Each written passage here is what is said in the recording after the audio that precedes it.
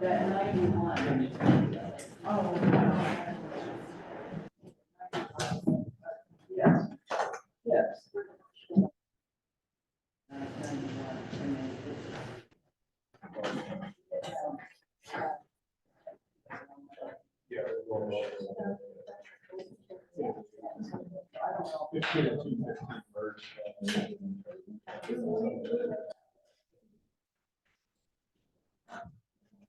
They said it was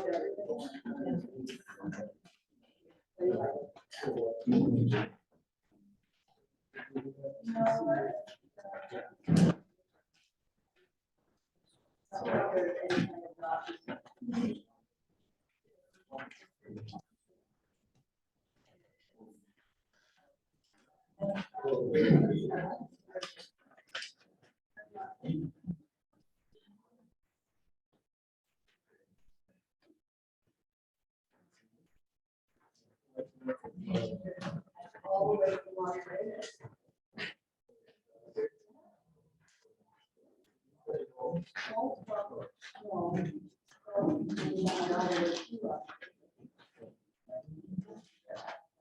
Okay, I'm gonna start the meeting.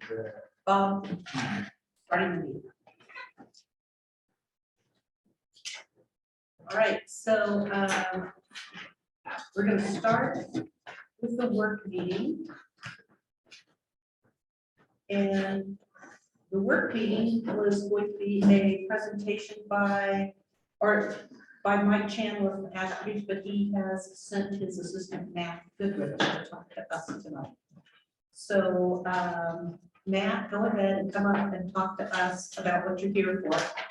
As I said to you a little while ago, I had scheduled an hour for the work meeting because I was expecting this to take a lot longer. But since you're here instead, it may be a much shorter meeting than I was expecting it to be. I can guarantee you that will be true. Okay, so we may have a longer break before our regular meeting starts than I was expecting. Okay.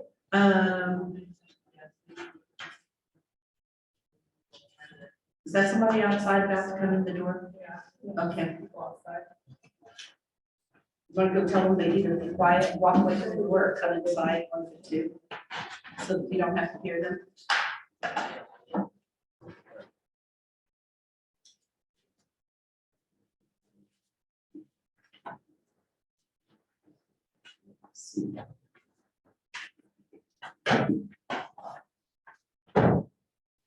Okay, go ahead. Okay, thank you. As Mayor Kraft said, I am Matt Goodrich and I am here representing the Ash Creek Special Service District. And so what I'm here this evening for is to kind of talk about and address some body politic questions that have come up recently. You will have to explain to some of the people in the audience what, or even town council, what the body politic is, what it Okay. means. What it means to be a body politic is when a subdivision comes together, and that doesn't have conventional sewer. They have to have what's called a flood system or an advanced, underground system is what it is. It's a septic system, and it takes a body politic or somebody that can run that system for the group of people that's connected to it. To make sure it's managed well and it's not discharging over what the state requires or the state limits as far as nitrogen, phosphorus, and BOD. So that's kind of what a body politic would do. Any questions on that? I have one. Yes. Are you talking about a subdivision that doesn't have individual septic systems or anything? That is a correct. large underground system and it's probably. That's what he's talking about. Yes, Yes, that's correct. all right. Anything else? Okay. All right, so regarding that, Virgin is not a member of Ash Creek Special Service District. And so therefore, we don't, so we aren't accepting responsibility to be the body politic within the boundaries of Virgin. We do in the unincorporated areas, of Washington County on the west side of Washington County, and then any of the cities within the district. We just recently had Apple Valley annex into the district, so we are currently taking over some sewer responsibilities up there, and as far as being the body politic for some of their subdivisions that are going in, that they want to put large systems in, or large underground septics is what it is. And so Mike Chandler has written a letter kind of describing that, and I can give any of you a copy if you'd like of this. I know we've had requests recently for a 12 lot subdivision on Pocketville Road. And so we just want council, mayor, residents, I guess, to understand that because it's not a part of the district, we won't take that responsibility on. And so it would be up to the city to train people in-house or to go third party. Or if it was your desire, we could start discussions on annexing into Ash Creek Special Service District boundaries. I have one question for you. Yes, This letter that you handed to me, is this the only copy or do you? it is have- not. I have more copies. You have more, how many more do you have? I have 5 or 6. I mean, All right, because I was gonna read it okay, to the public who's here. You can also give a copy to each of the town council members, yep. I'll do but that. I'll read it. It says, is dated today from Mike Chandler at Ash Creek, and it says, to whom it may concern. The Ash Creek Special Service District has received an inquiry from developer Justin Christensen regarding the need for a body politic organization to oversee the community-style septic system that he intends to install for his 12 lot subdivision on Pocketville Road. All I've done so far is read the first sentence for you guys that are looking at this. We have informed Mr. Christensen that we will not be the body politic for this subdivision, as the town of Virgin is not a member of Ash Creek Special Services.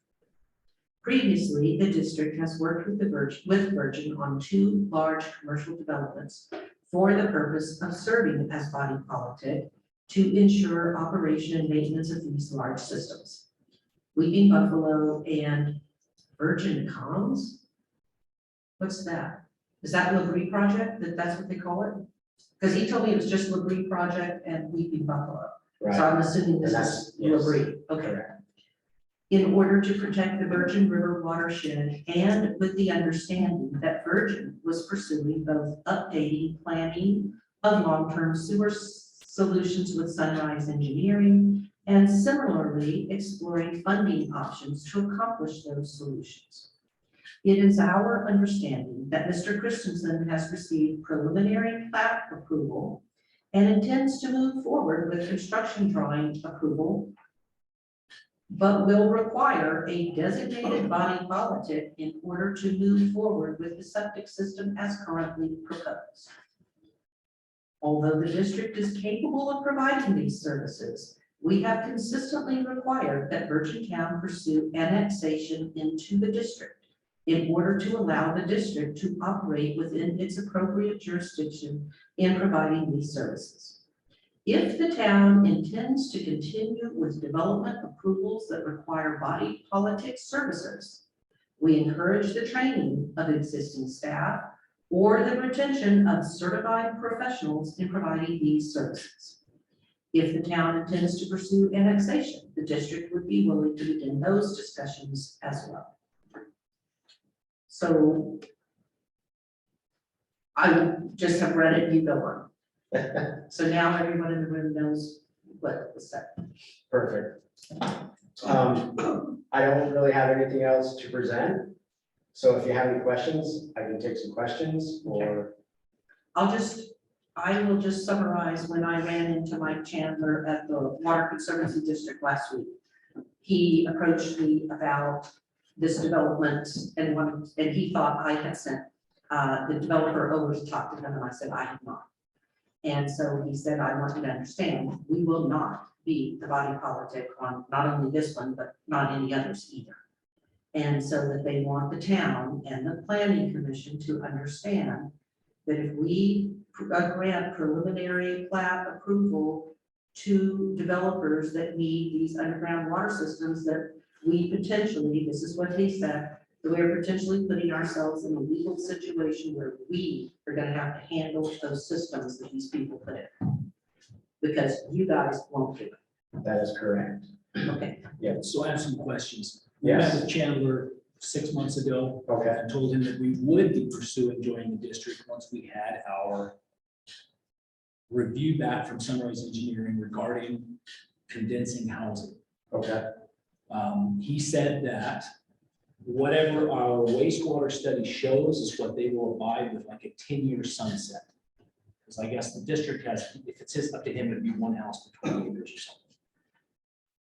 And that's just, I know that's not it. That's what he was saying, is we want larger lots.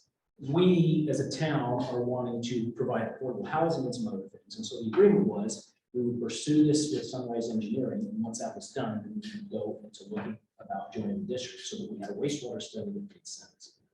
And he was agreeable to that. So I guess my question is, that study's almost done. Is he now saying he's going to not continue to be the body politic for the ones that are existing as well as the ones that, I mean, that, my understanding was he was going to continue to work with us until such time as that study came back and we pursued joining the district. right. It and sounds that's like he's correct. saying, I'm not going to do that now. No, that's He not what says he's it trying in to the say. letter. No, I know what he says here in the Okay. letter, but I'm saying, he didn't say he was going to start saying, we're not going to accept anybody else. He said we would, when we got that wastewater study back, we would then pursue going into the district with a wastewater study that made sense. And in return, they would be the body politic for everything. I don't Yes. want to be, I don't feel like we're being, this is moving forward. We had our meeting right before this meeting with wastewater study. It should be done by the end of the year. Is Okay, this, we shouldn't be holding up this guy because the wastewater study is now, it's on its way. So that's what I wondered, is why he said, by saying, right, I'm drawing the line in the sand now, and the agreement 6 months ago was we will work with you till your wastewater study comes through, and then at that point, you can pursue joining the district. I guess, so we I know you're will, not the kite guys. no, we will continue to be the body politic for the two that we are currently body politic for. However, anything else coming on, we're not committing to anything else. That's what I'm asking, is what changed, because that was not what he said before. He didn't say, And that's it. I guess that's something you'll have to ask Mike. Will you take that back to him and ask him? I will first? ask him. That's a concern, because that wasn't part of the agreement when we discussed.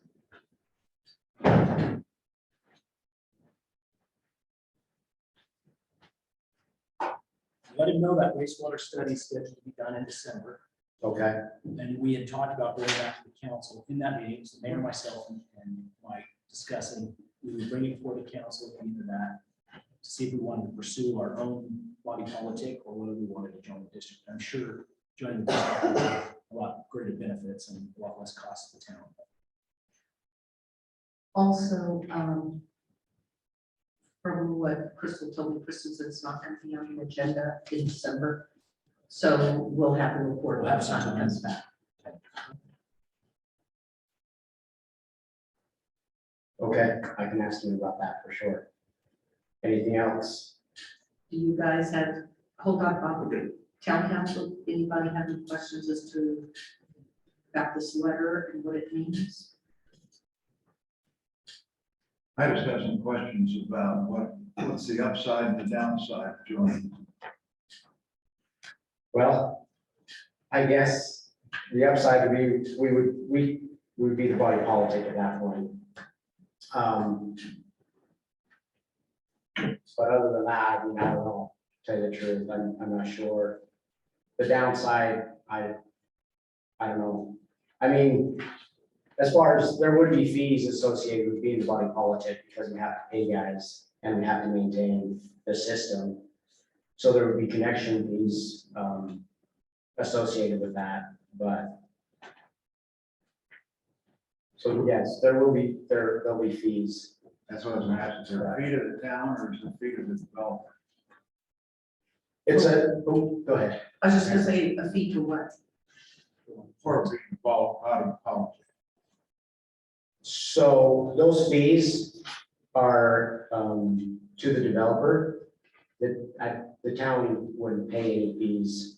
As far as, we might get involved with some of the billing, having you guys do the billing, and then we kind of work out where you would keep a percentage of the bill, because your staff is dealing with that, you know, the billing portion of it, and then we would just take, you guys would cut us a check for X amount of dollars, however much it was. But that would only be like the monthly fees. It wouldn't be, so developers would have to come into Ash Creek and pay their connection fees and what, or their impact fees for that.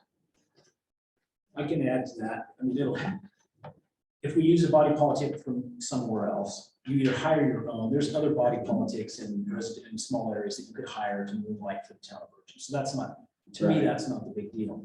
There is definitely benefits to being part of Ash Creek, not just for the body politic.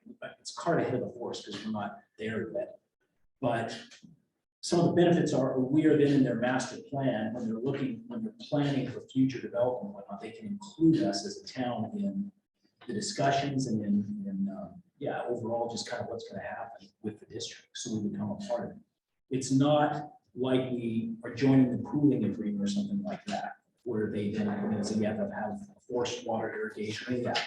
All this does is gives them the ability to take our businesses on as the body politic, as well as include us in the plans. We can be part of that district when planning is decided for future sewer systems or whatever. So the benefits, we're just not there.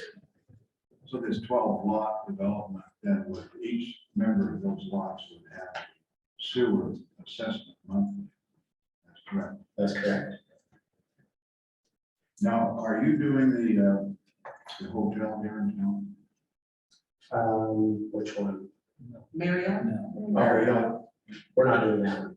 there's a grandfather, I don't know when the state started that requirement. Or whatnot. Some of the older developments that have the sewage systems don't have the body politic.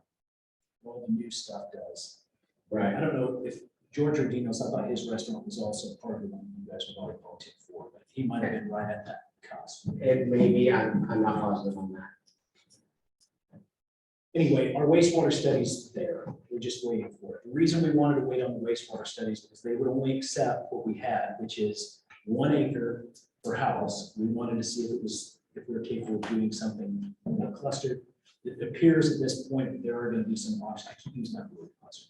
Density. It appears that there will be those options. The new study will reflect that, but then he would accept that with like a 10-year sunset. When they would then do their own for us.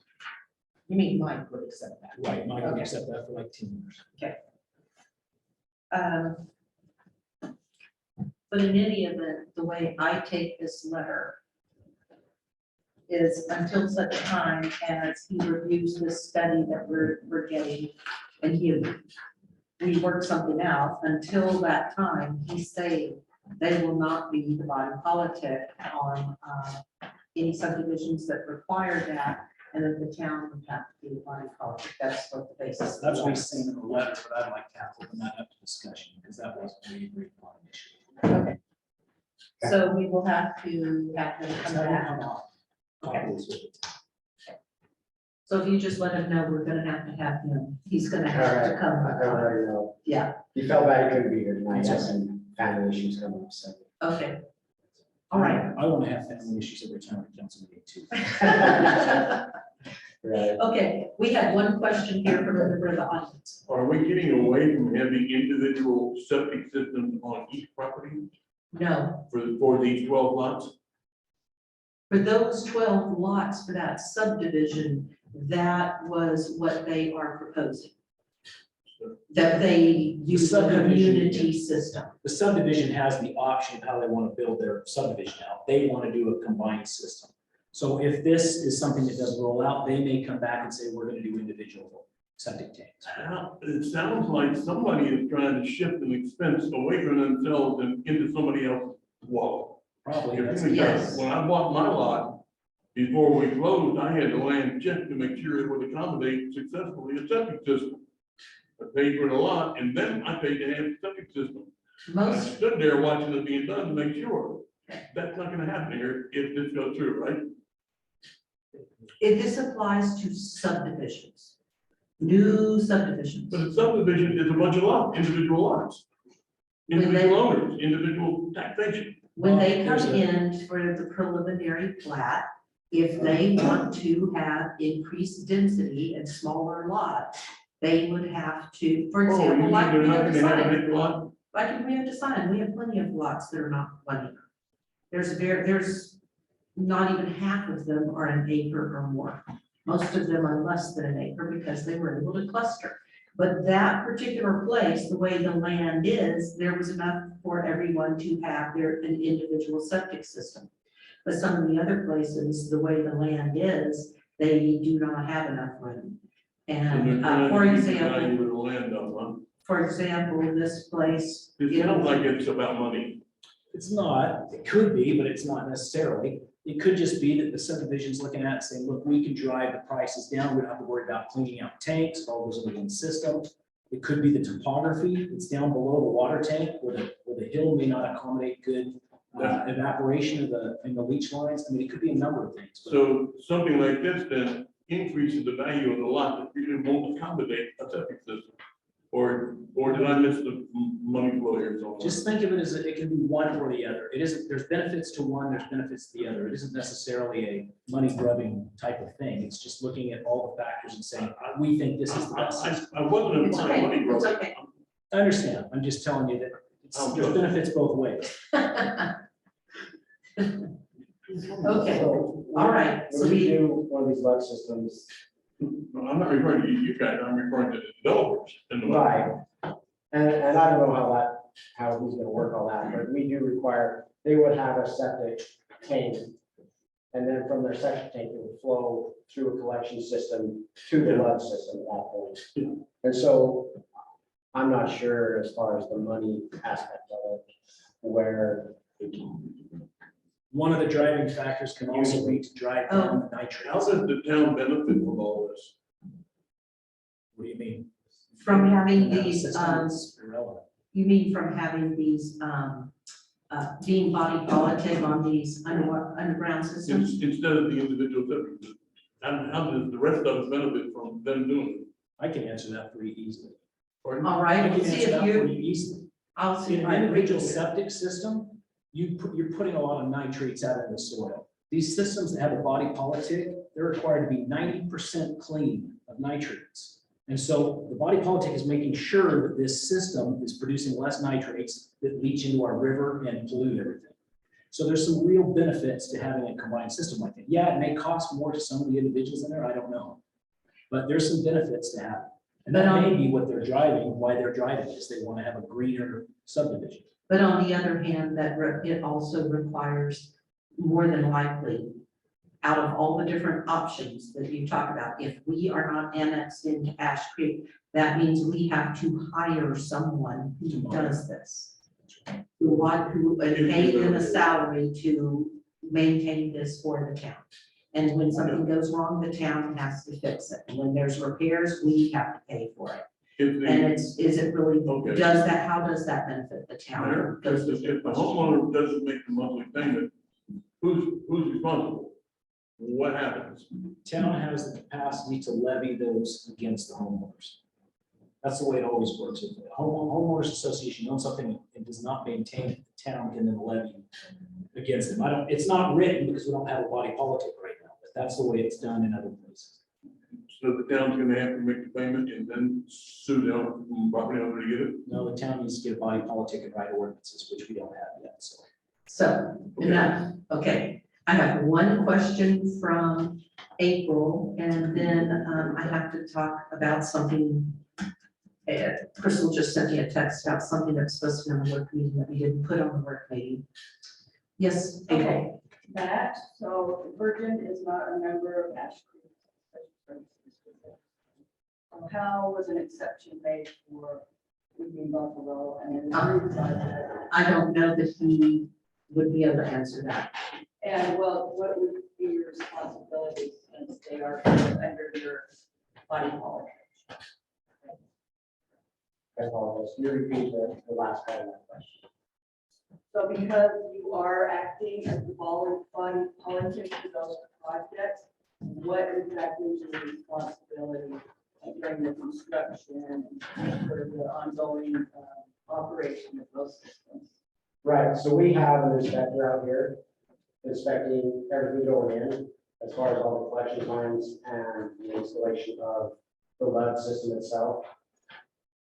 That's where our involvement starts. We review the plans, we do the inspections, and then we maintain the system. Meaning the collections, the main collection lines to the lead system, and then the lead system itself, we maintain. So you maintain an inspector construction also, and then they just pay you, they've already given, paid that, Yeah, impact. An impact. and it goes directly to you. That's correct. And how did they manage to get that? You don't know? You know what? I don't. Okay. I do, but we'll talk about it later, but I know how. So, I think we have exhausted what, we expected from you. Okay, So you are free to go. perfect. And we have 25 minutes, it looks like, before the regular meeting. So thank you, Matt. And just let Mike know that he's due here for a meeting. I'll let him know. Okay. So Crystal texted me that there were some people here for something that we did not put on the work agenda to talk about. And I did not realize they were going to be here tonight, but they are here. So is there a problem legally from the rest of the town council members if in the work meeting, we talk about something that is not on the agenda? I think you just have a motion to add it. I was about to ask. And we can't take any action, right? Well, it's a work meeting. Right. Yeah. It's to give them some direction, I guess, is really what they're looking for. So, all right, so I make a motion that we amend the agenda on the work meeting to allow us to talk about Jennifer Long's property and what we need to do, if I remember right, what this is about is they had wanted to rezone the property commercial quite some time ago. And then we never did pursue it. It never proceeded, and now they're back again. And so I believe she had preliminary approval from planning commission some time ago. There was preliminary approval from council for planning commission, and it needed to be reported as it showed on an acre. So it did not show that it was an acre for it to qualify before we changed the zone or change the ordinance. Point of clarification, though. Oh, no, I'm sorry, nobody seconded my motion. Second. Okay, thank you both. So what was your point? Point of clarification is that that was prior to the commission and the council passing the ordinance that says that Yes. those lots are now grandfathered Yes. as eligible. Yes, So at this point, they just have to come back to the council and request. this is the question. Do they have to start the process again at planning commission or can they come back to council? That is the question, is it not? Yes, that was what I remembered the question to be. They needed to show that it was recorded with the Washington County GIS system and that was on an acre. It does show that now. So they need to finish their process. That, well, if they want to continue that process, but I think in both It's been a cases, they while. have to go back to commission. But you don't, they'll need to complete that process because it no longer is applicable. Because the ordinance says if you're a sub-size lot, you are still eligible for commercial. So I But it think sounds like either we way, already they have have. to come back to the commission and request the So zone. you want them to start the process? I don't want them to. The ordinance says they have to come in. They can either start it or continue what they have. But either way, they have to come back to the commission to request the zone change. Okay, Are you going to make them repay for their zone change? are you going to what? Make them repay for their zone change? If they continue, it, they won't have to. But either way, it's the same end result, so if they restart it, they probably will. Does that help? Does that help you guys? Do you need to speak louder or get a microphone? I know. Get a microphone. Well, we love our mics that are, they're not back orders. So what do you need to know? What do you want me to say? No, they just, audience, people can't hear you. Just repeat what you said about Because I the thought it was considered a loudmouth, so.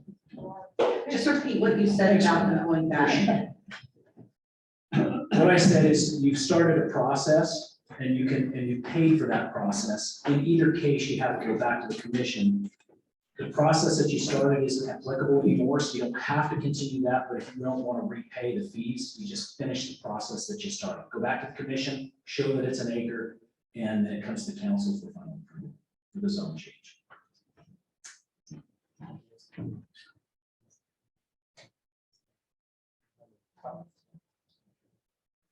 All right.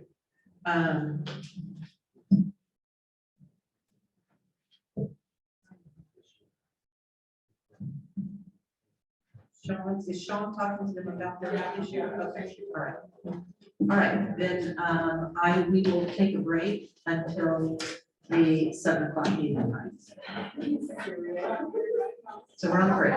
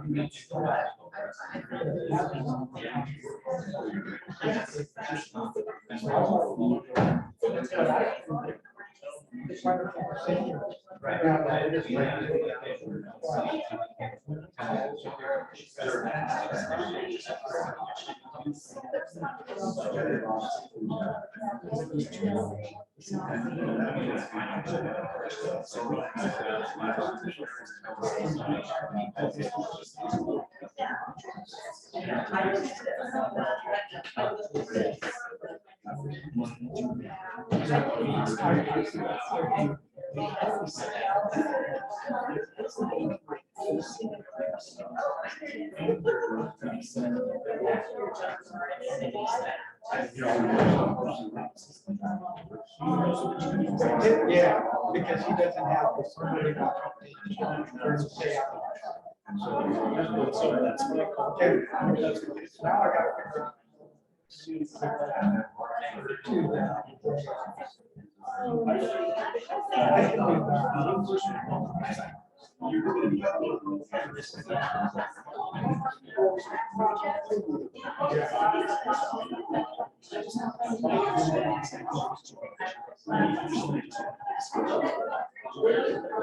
My concern is just because something more. And this is only.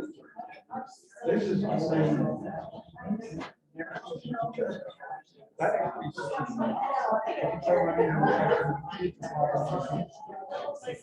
with that assumption. My son and my daughter were out. I agree.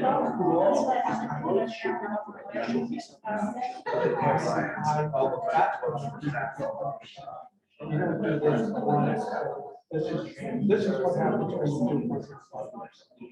And you're better off implementing small.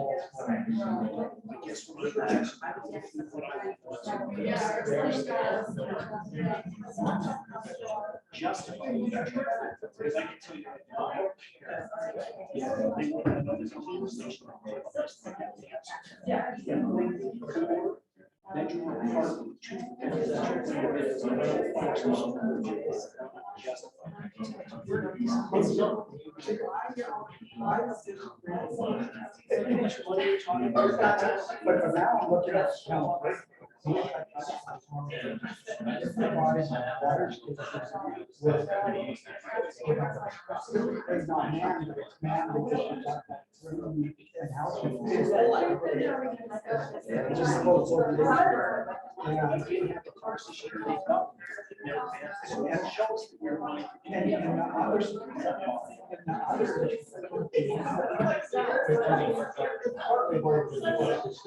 is they're using part of the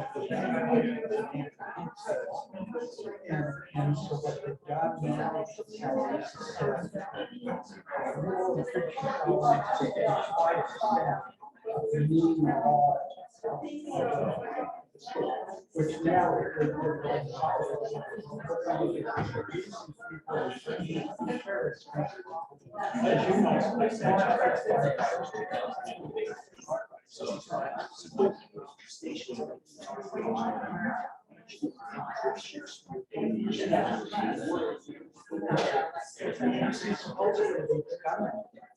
now because now they should be paying 5%. And I just got to try to catch down. So. Not listening.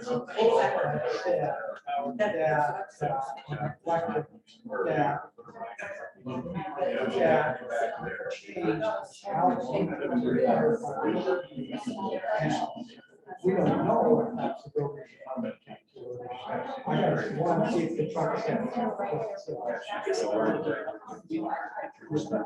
You take this town, you treat your residents, go back and forth, get your business license. We operate on that. So why is it just why have to make massive buildings and houses? So it seems to be like it's an asshole. Way too much. And I would also suggest that if I was wearing shoes, check out Washington City's.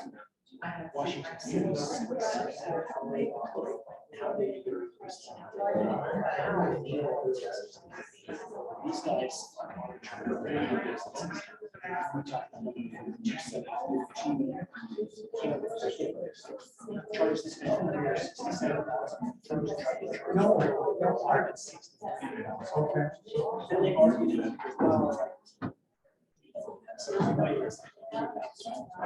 I've been big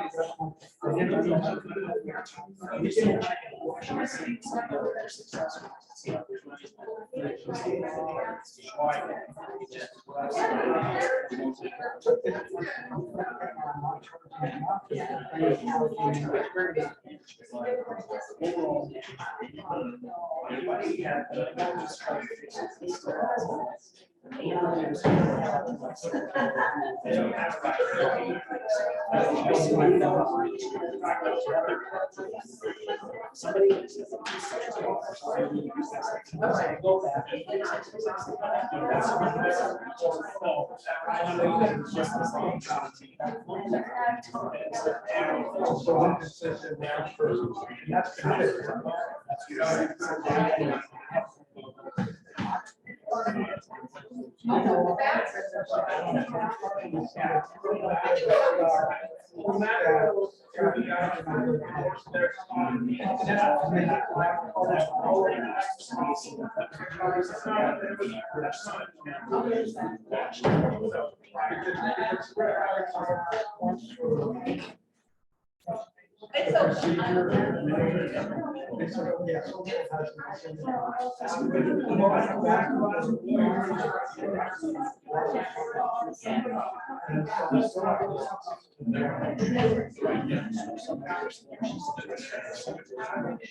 One of my colleagues.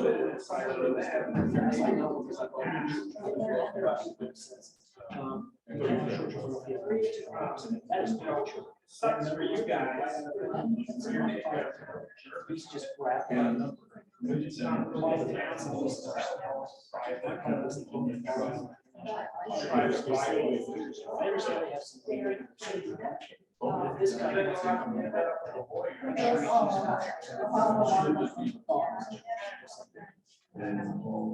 If this guy wants to go.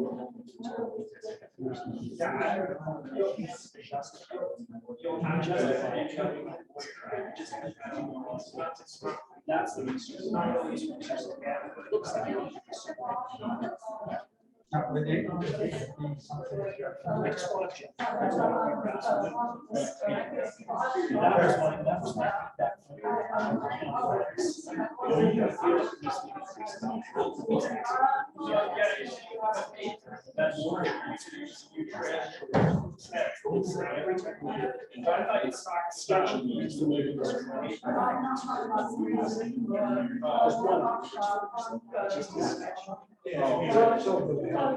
Commissioners wanted to.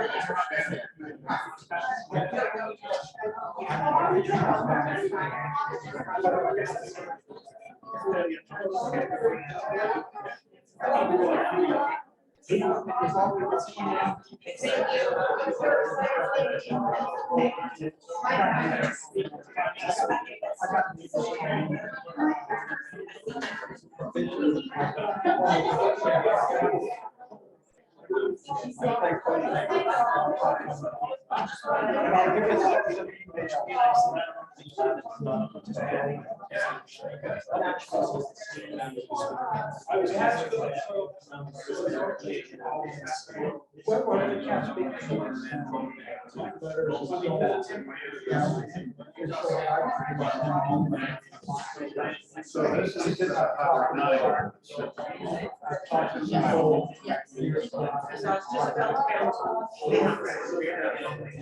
Hold off.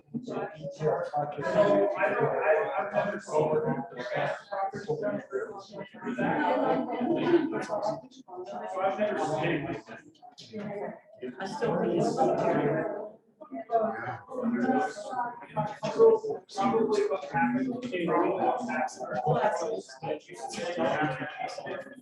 Too late? No, I'm not gonna ask about it. We're supposed to be all of us. And I didn't put it on. That's all I'm gonna do. What happened to the letter there?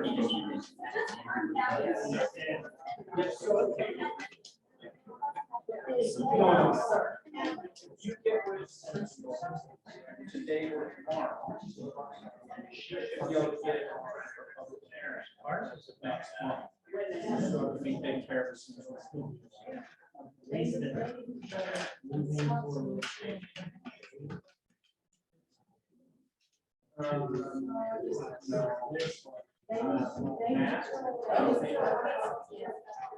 Oh, okay, so.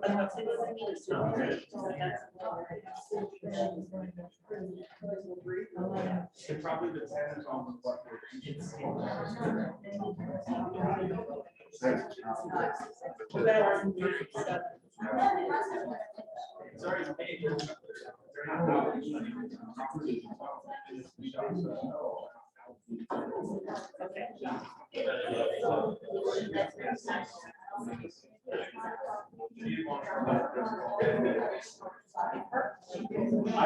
I would too,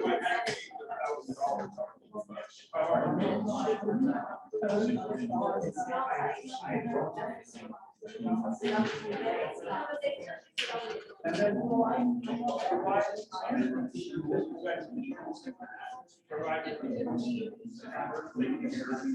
put there is not. As long as it doesn't go traffic.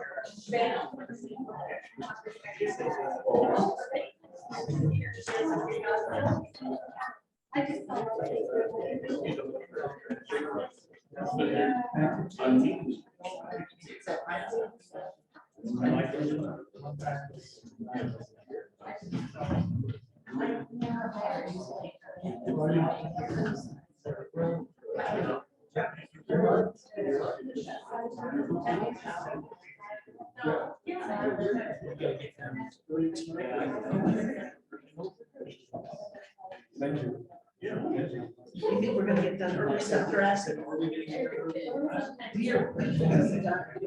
Whether or not we're done early. Is this just like this? You're gonna have to ask Paul. I'll explain.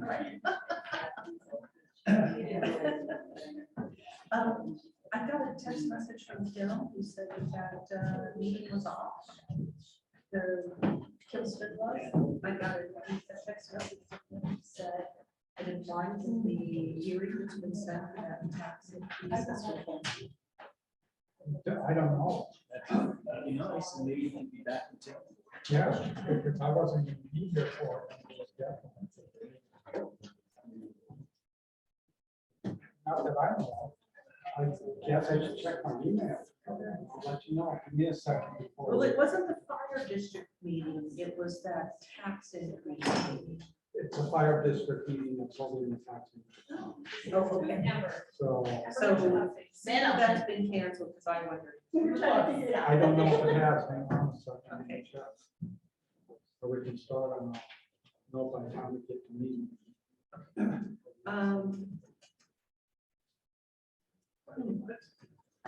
Here you are. I wondered if you guys were there. Okay. Just be aware.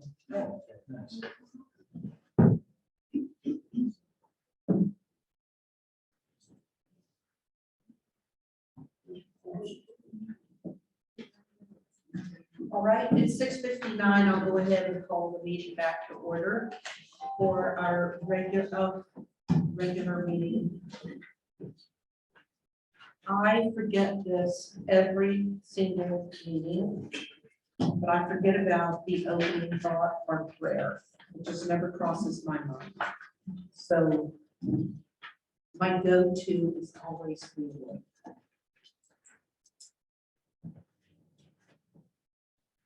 All right, so let's do first. Don't follow me in the pledge allegiance, please. I pledge Allegiance to the flag of the United States of America and to the republic for which it stands, one nation under God, indivisible, with liberty and justice for all.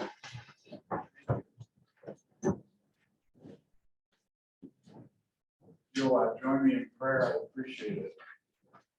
Our dear Father in heaven, we're grateful that we can gather together as a community and to discuss the needs of this community. And we pray your spirit will be here during this meeting, that we might all have empathy for one another's opinions and understand where each is coming from.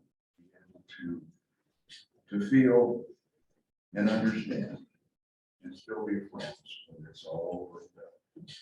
We pray, Father in heaven, that you might inspire this council, that they might look for the things that are best for the town and to set aside their own desires and needs. We pray for this in the name of Jesus Christ. Amen. Okay, declaration of conflicts of interest. Does any member of town council have a conflict of interest with anything on the rest of the agenda? I do not. I do not. Misty? I do Mayor, not. Yes. I think all of us have a conflict of interest. Oh, with regarding to the overpayment of compensation? Yes. With the overpayment of compensation, you and I, because we've had 6 months of a receipt under the previous administration scheduling our salaries, so I have a conflict of interest. And I would think that with all of us having conflict of interest, we're the only body that can make the decision on this. And under the rule of necessity, then I think we're all right to act. I'll amend mine. I have a conflict of interest. That is allowed. And so will I. I would say, yes, I have. Okay. All right, so we all admit that we have a conflict of interest on item number 3A and B. And therefore, as Paul said, under the rule of necessity, we are the only body who can make a decision on this, so we will have to go forward. Okay, so anything else? Any conflicts of interest on anything else on the agenda? I do not.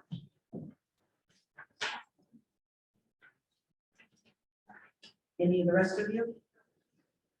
Yes or no? Or anything else on the agenda? No. I'll take that as no's, even though nobody said anything but we would. Okay, so council comments. I have several things that I wanted to talk about.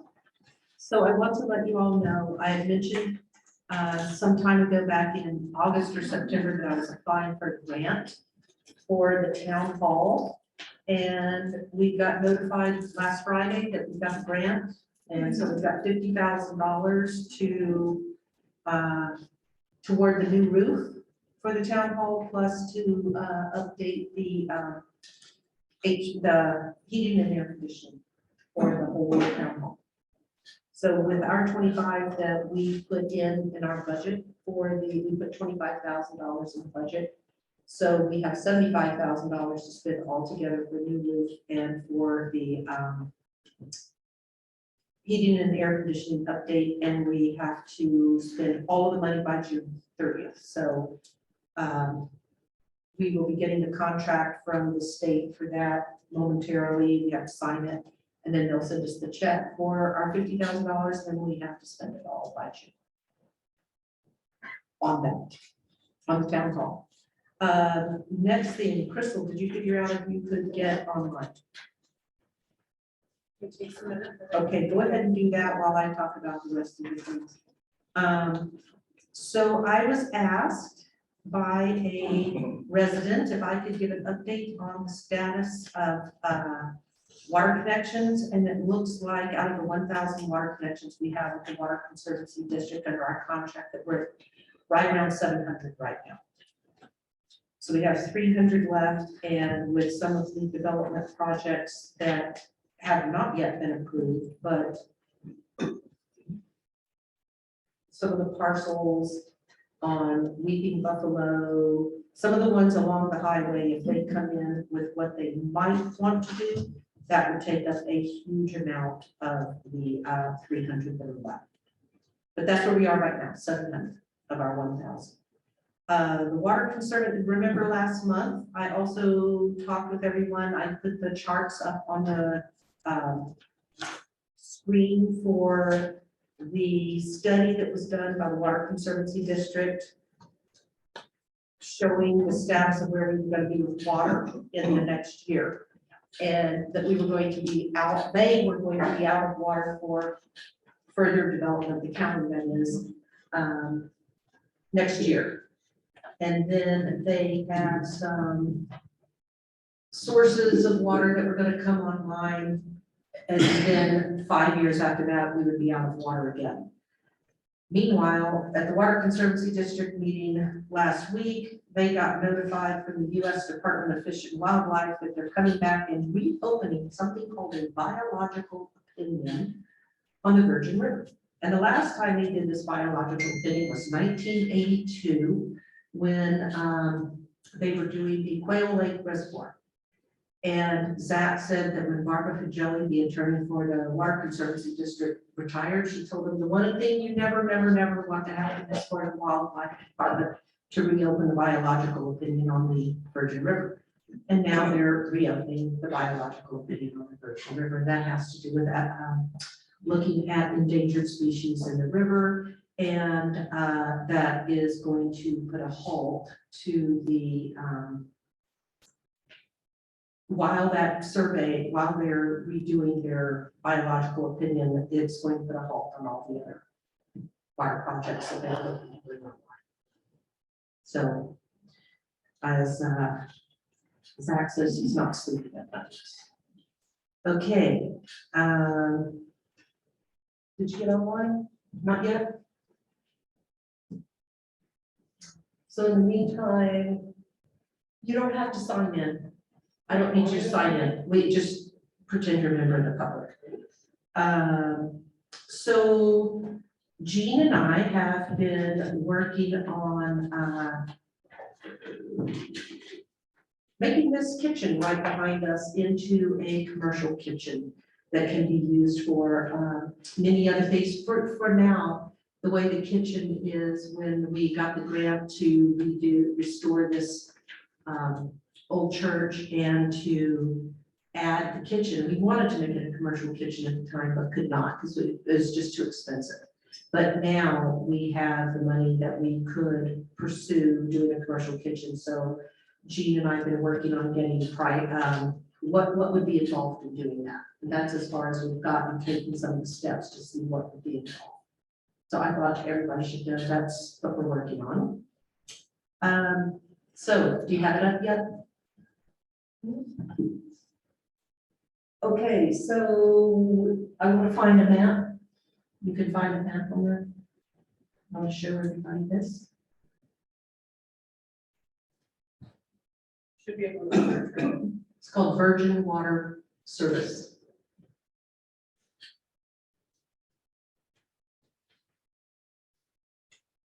Oh, water system, sorry.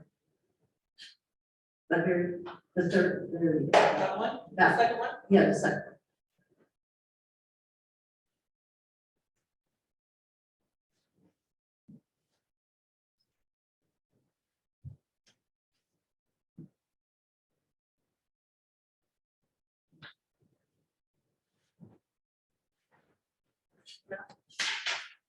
Okay, so it's still loading. That's not everything coming online.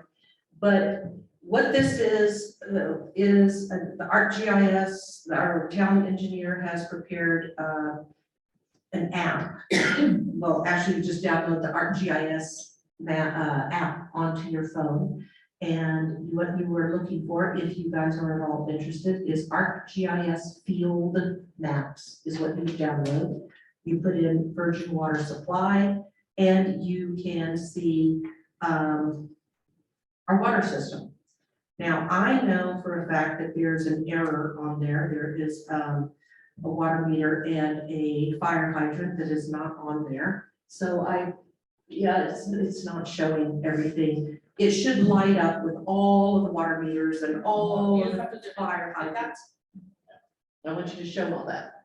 There you go. So when you see those, when you download the app on your phone and you put in Virgin Water Supply, this will come up. And you can click on any of the water meters, any of the water fire hydrants, and it will tell you the water meter, what line is there, tells you everything you want to know about the town. But what I wanted to ask was for anyone who is interested in checking it out to let me know if you see something that should be on there that is not on there, because I already know for a fact something that should be on there that is not. So you can look all around your area, your house, and see if there's something that should be there that's not. And if you just let me know, I'll let the engineer know so that they can add it to this. So as I said, ArcGIS Field Maps is what you would be downloading on your mobile device, and then you put in Virgin Water Supply. And I've gotten it, yeah, did somebody say something? System, sorry. And I signed us up an account with ArcGIS, and we will be able to make maps of all sorts of things that we think is relevant, that we might like to have for the town. So our capital improvements committee that we'll be talking about in a little while, I expect that you guys will work on a map using this, where you'll be able to map every place where you think we have a need for capital improvement. And I know that's going to happen because tomorrow I have a training session with the 5 County Association of Governments about their CASI, capital improvement system inventory, whatever it is, capital asset. One of the things they're going to show us is what they're going to be showing us in this session tomorrow is how to put all that on a map, just like this. Yes? Is there a way to put our irrigation, Or what? our irrigation lines on this as well? We can do maps of anything we want. If the world's your oyster, you think of something we need a map for, we can do it on here. And that's why I signed this up an account last week. So, like you said, the world's your, you think of things, I already started the list of what I think we could have maps for. So, the last thing I want to talk about in council comments was new meeting, whether or not we need to move our town council meetings from the 4th Wednesday of the month to a different date in the week. The reason Heath is not here tonight and he will not be here next month is because we moved our meetings up because of the holidays and they conflict with meetings he has already scheduled for somewhere else that is a standing meeting for that Wednesday. So he suggested that we consider changing our monthly town council meetings to a different date. And that we could look at the calendar and make sure that they will not conflict with the holidays for the future. So that's something for you guys to, we're certainly not deciding that tonight. I just wanted to throw that out there for you guys to be thinking about it. So those are my council comments.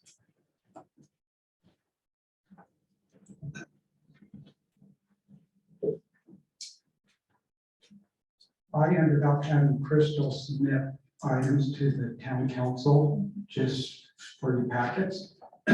one of the pretty things that you see, and it was related to the hearing and I checked my email there, and so far I didn't see anything by the council meeting. Okay, Maybe there has been, and it just hasn't got out to me yet. But there's supposed to be a tax increase meeting for the Hurricane Valley Service, Special Service Fire District on Monday.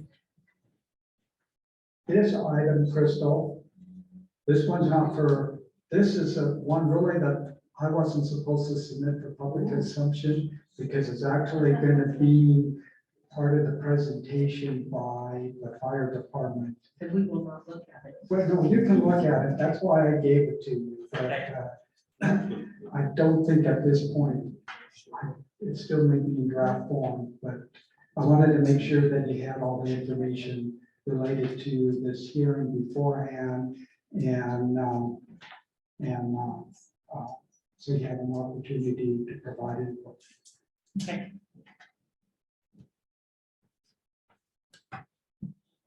Eloy, were you going to talk about your Yeah, submission to us?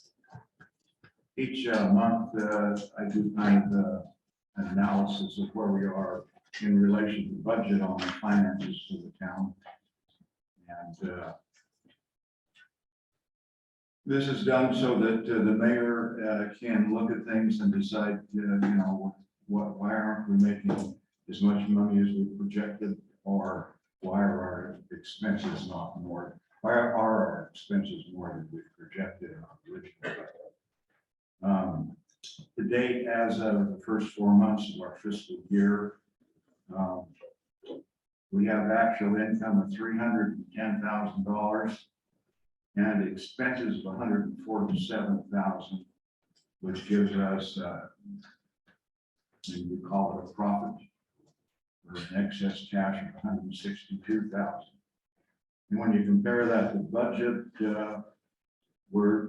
our income is 36.5% of the budget, and 4 months, we should be 33.33%.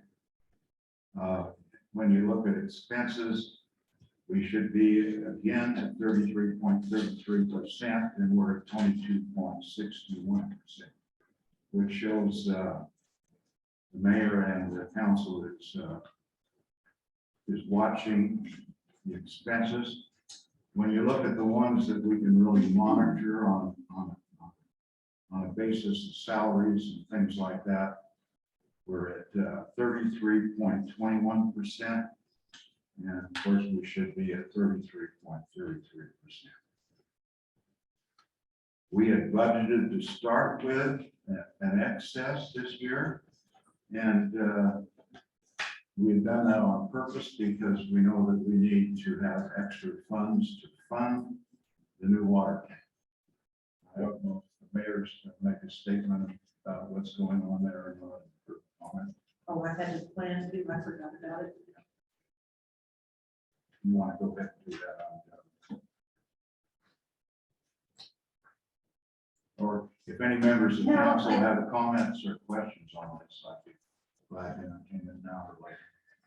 All I was gonna say about the east water tank.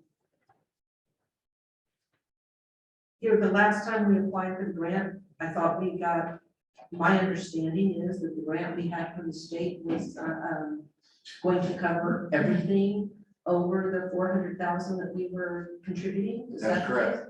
okay. What I saw today, an email that came in today from parties involved in this, said we're only asking for 800,000 and that we have to come up with another $1 million. And I'm like, whoa, this is so not what I understood. And that's why I didn't really want to say much about it, because I need to look at this and see, because us asking for 800,000 is so not what my understanding is what we were looking for. So that's where we are on this. So we still have some work to do. I thought you just going to tell the public that we had made application for a grant. Well, we did make an application for a grant, and that's where what I was told is that the grant amount, what I received today said that the grant amount we're asking for is 800,000, which is not what my understanding was at all. So I need to follow up on that. Yeah. Will was right. Okay, so any other comments? Misty, Jean? Nothing? Things kind of slowed down in town as far as development, obviously. Inflation's kind of driven things down. I think developers are more cautious with how they're spending their dollars. I do have something I'm gonna forget if I don't say it for the CIB. When you guys start looking at your projects, don't forget to include changing our water vault. We currently get water from the district, I think in a 10-inch line, it necks down into a 4 for the valve, and it goes back up to an 8. When we had discussions with the engineer about the application, he was going to include a replacement of that vault. So you're saying whenever the capital improvements committee meets, they need to include this in the Look at it discussion? at least. It's- Yeah, and just as an aside, Mayor, with that capital improvements plan, I think the next step, and we're running about right on schedule, maybe a little off schedule, which is all right. But the next step is to get the form submitted to all the town employees, town council members, to fill out, to say, do you have any improvements that you want to see, so we can submit them to the committee, and also then advertise it and put it on the website for the public to also submit capital improvements. Okay, And I'll send you an email to remind you. okay, Paul, I was thinking that the first meeting of capital improvement should probably run by you and explain to the public what their job description is. But I'll be glad to Okay. be an invited guest. Okay. But since it would involve 3 council people, then we want to make sure it's held in public and we notice it out. well, it's gonna be public and noticed anyway. Good. Okay. All right, so let's move on to the consent agenda, and then, before too long, we will get to this issue with the BLM, so that our guests that are here can do their presentation. So consent agenda, will be approval of the minutes of September 28th, 2022, October 14th, 2022, and October 26th, 2022, and then approval of checks and invoices for October. I know I already had given my changes to the September 28th minutes to Monica quite some time ago. The October 14th and October 26th town council minutes were Crystal's first doing the minutes for us. So I know Paul has sent his suggested changes, and you did too, Misty did Yeah. too. So if you have any, what Crystal is asking is for everybody to submit their changes to her, so that she can put them in. So do you have any changes, Leroy or Jean, that you guys will need to submit to her, or can we approve them tonight with the changes already submitted? Okay, then I'll let one of you make the motion for that consent agenda. I'll move that we approve the consent agenda changes that have been submitted to Crystal on the September 28, 22 and the October 14, 2022 and the October 26, 2022. And also item 2, approval of checks, invoices. For 2022. Second.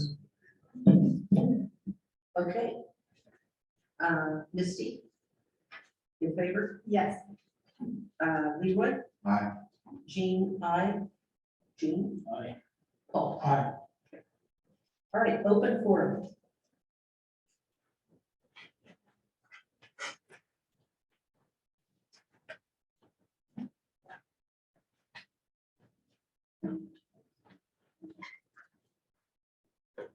Okay, Stan Burke, and I just wanted to voice a little bit of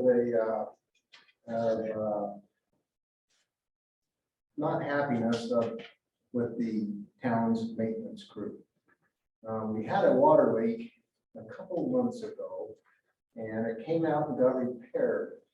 And this is in the line that we've had all the trouble with, that, you know, has really given us a lot of grief. And anyway, the repair only did a coupling. I know when our previous maintenance guy did it, he pulled new line through and did it correctly. So this is only a coupling. So here now, a couple of weeks ago, we had another leak at the same place. And so come out and repair that thing, and I suggested that we do it right this time, pull a new line through so we don't have to do this again in another couple of months. And anyway, so the repair was done right, but I guess I don't know if we hired somebody to help or what was there, but it was more than a maintenance guy. And also, when the job was done, they just backfilled, did not compact it. The first cars that came through it sunk in this far. There was no cones put up there. And currently today, there's still all the asphalt that we dug up sitting in the road. And I went over there and filled it back in with the old asphalt and stuff so that we wouldn't damage cars going in there. But yeah, just, I know it used to be done professionally. And I don't see that being done right now. So I just wanted to let my opinion on that. Thank you, Stan.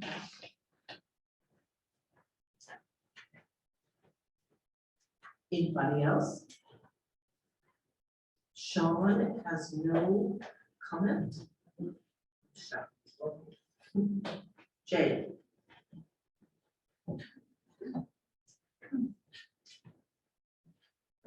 Jay Lee, and I'm just giving my report on our meeting we had with Mosquito abatement. mosquito abatement, and anyway, we're in good hands, and look at my tax thing, I'm only getting charged $5 a year for taxes on mosquito, several hundred for the fire district. Well, everybody should get on that list up there and comment. Okay, our budget for 2023, they give, we saw the tentative approval for that. The public hearing for that will be on December 8th. And at the mosquito abatement office. Other things that we had,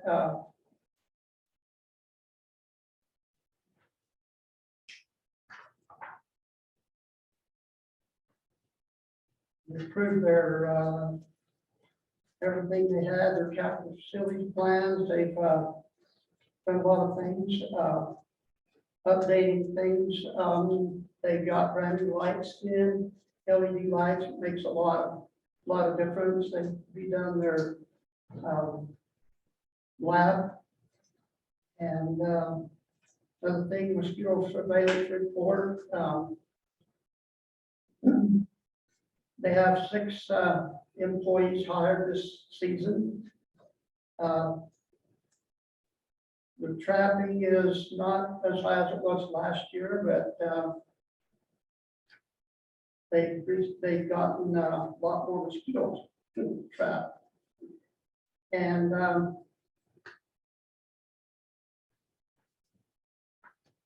they've had 1 positive SLE pulls today, 1, and no other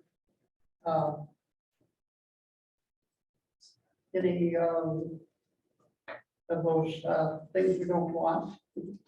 Anyway, one other thing I just wanted to comment on is I'm sure everybody that has property got a notice from like this from the fire district, but all these little things that they list on here that's gone up, I'm sure that they don't. That doesn't come to the millions of dollars they want in tax revenue. So I'm thinking the biggest one on there is probably the administrative expenses. I'm wondering, you know, I just retired, so I've gone down about $3,000 a month. And if everything else is gotten double, well, maybe maybe they need to do like the town does and have a public hearing on the wages. But anyway, I think, the more people we have get their comment, maybe we can bring some sense into this. Also, when you're talking about capital improvements, I don't know whether this would be one, yeah, the culvert up The there. culvert up Yeah, there. Crystal talked to you about that, Yes, putting a squash culvert in there. So we could actually bring that road down and put a bigger culvert in, but it won't be so high. It'll be a lot wider, and I think that would be a real good fix for that culvert there.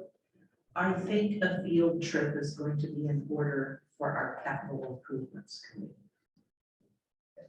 Okay, thank you, Jay. We'll be in touch.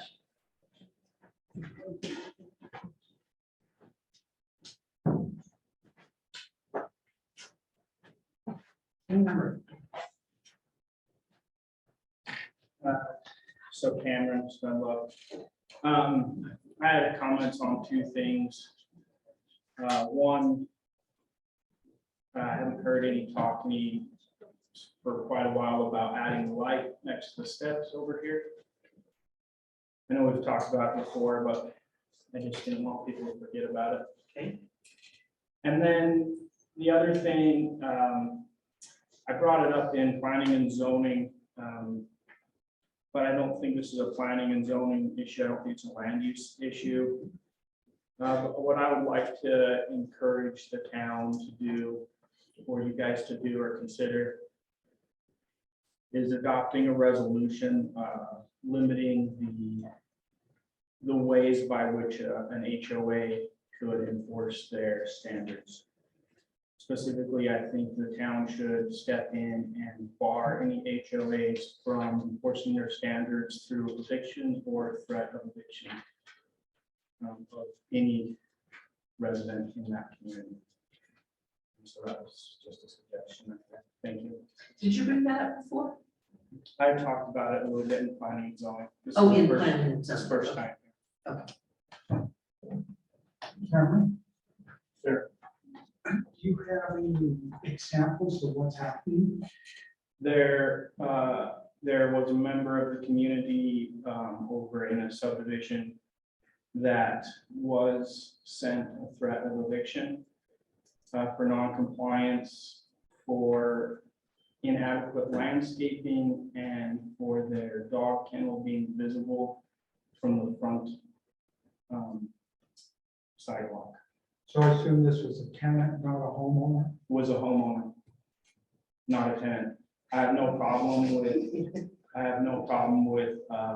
HOAs being involved with evictions of tenants that are unruly when the homeowner is in agreement. What I do not like is the threat of eviction from their home. Okay, that's interesting because I see a lot of legal problems with evicting a homeowner. I think that they should get legal advice from their attorney before they send that out. Yes. April McKeon. I know this is a touchy subject right now with this overpayment forgiveness. And I was just wondering if there would be another way, maybe through an ombudsman or another body that could kind of sort this out, because, you know, everybody that's voting on this has benefited from it, and it's kind of like just doesn't seem exactly ethical.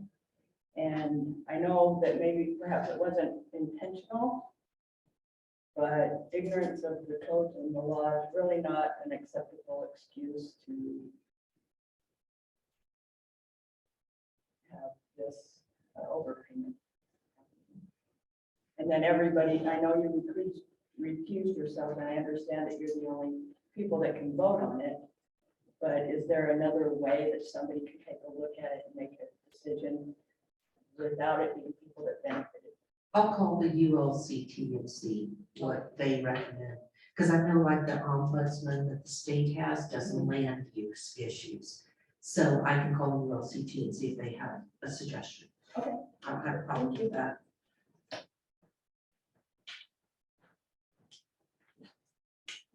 Okay, now.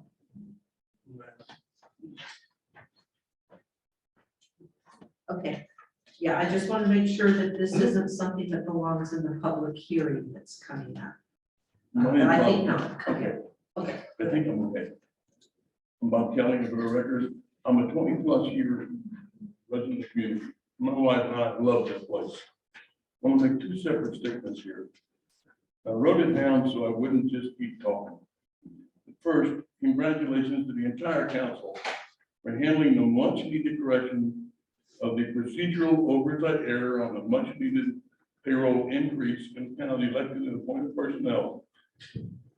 I've watched, and your efforts have been fully and totally public, fully explained to town residents. Plus, this, everything going on has been done without any specific blame on anybody. Well done and thank you. I'm especially pleased, and my wife is with me on this, but the mayor's efforts only need a single corrective event. Saves a lot of money, time, and anguish. I'm also very pleased with Paul bringing the entire matter to the forefront. I am most proud of his quote, "vote no performance." His vote for no was completely in line with personal and professional principles. Congratulations. My second thought here is the very caring addition of the single word thought in the public agenda. We needed it. Principled inclusiveness must and should always be a consideration of planning our town's activities. As a caring community, we do have an obligation to make appropriate efforts to promote supportive enablement of the full community's public participation in activities. The single word thought is an excellent start. It is, however, lacking an additional word or two. We call them adjectives. Adjectives which would easily prevent any unintended or accidental verbal misunderstanding or emotional injury to the greater audience. Therefore, I'm politely requesting that the wording of every public event agenda be modified to reflect an appropriate level of inclusiveness, and always with a goal to avoid any potential injury or insult to any individual or group, with special attention to our well-established or traditional principles then currently allowed by law. And Kathy and I, we talked about this, want to give all of you our sincere thanks for the many, many hours of ethical caring service you give to all of us. Thank you. thank you, Bob.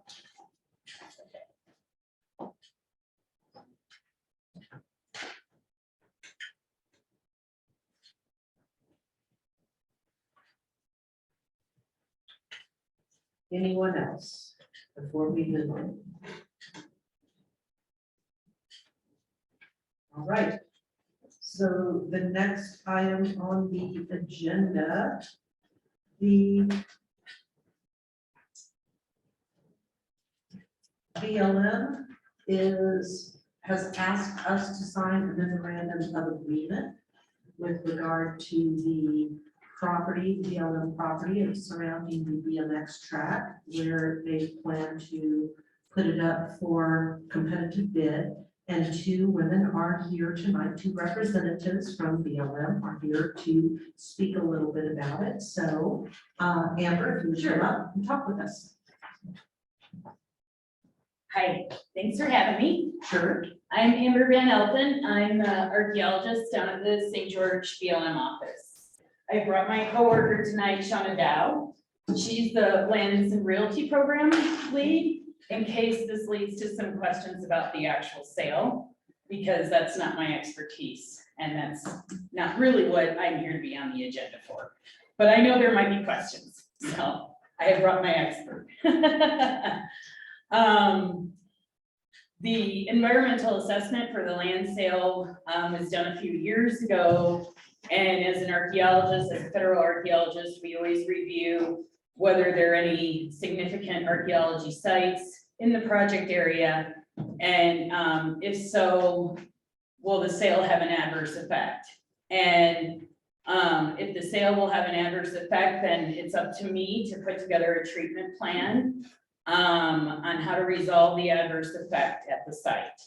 So, anytime we have a land sale, land exchange, anytime we have a historic property leaving federal property, it's considered an adverse effect. Because the protections that I provide to those sites will leave once a new owner comes. Does that make sense so far? Yes, I Yes. want to stop you for 1 second. Crystal, don't you have the rest of the letter from BLM? I do have a copy. I brought some hard copies. I have the copy of the letter we sent you. No, I want to make sure she just put it on the Oh, screen. perfect. Okay, Go to the maps. I wanted to go to the maps so people could see what, perfect. even though everybody knows where the BMX track is. Yeah. Put it up there so we can see. So now the BLM is moving again forward on this and getting an appraisal for the property and moving forward on the process of selling it. And so then I got to kick into high gear to make sure that the treatment is consulted on and that I've reached out to all consulting and concurring parties that would have an interest in this historic property. So back in the beginning of October, I've reached out to several consulting parties, including the town of Virgin.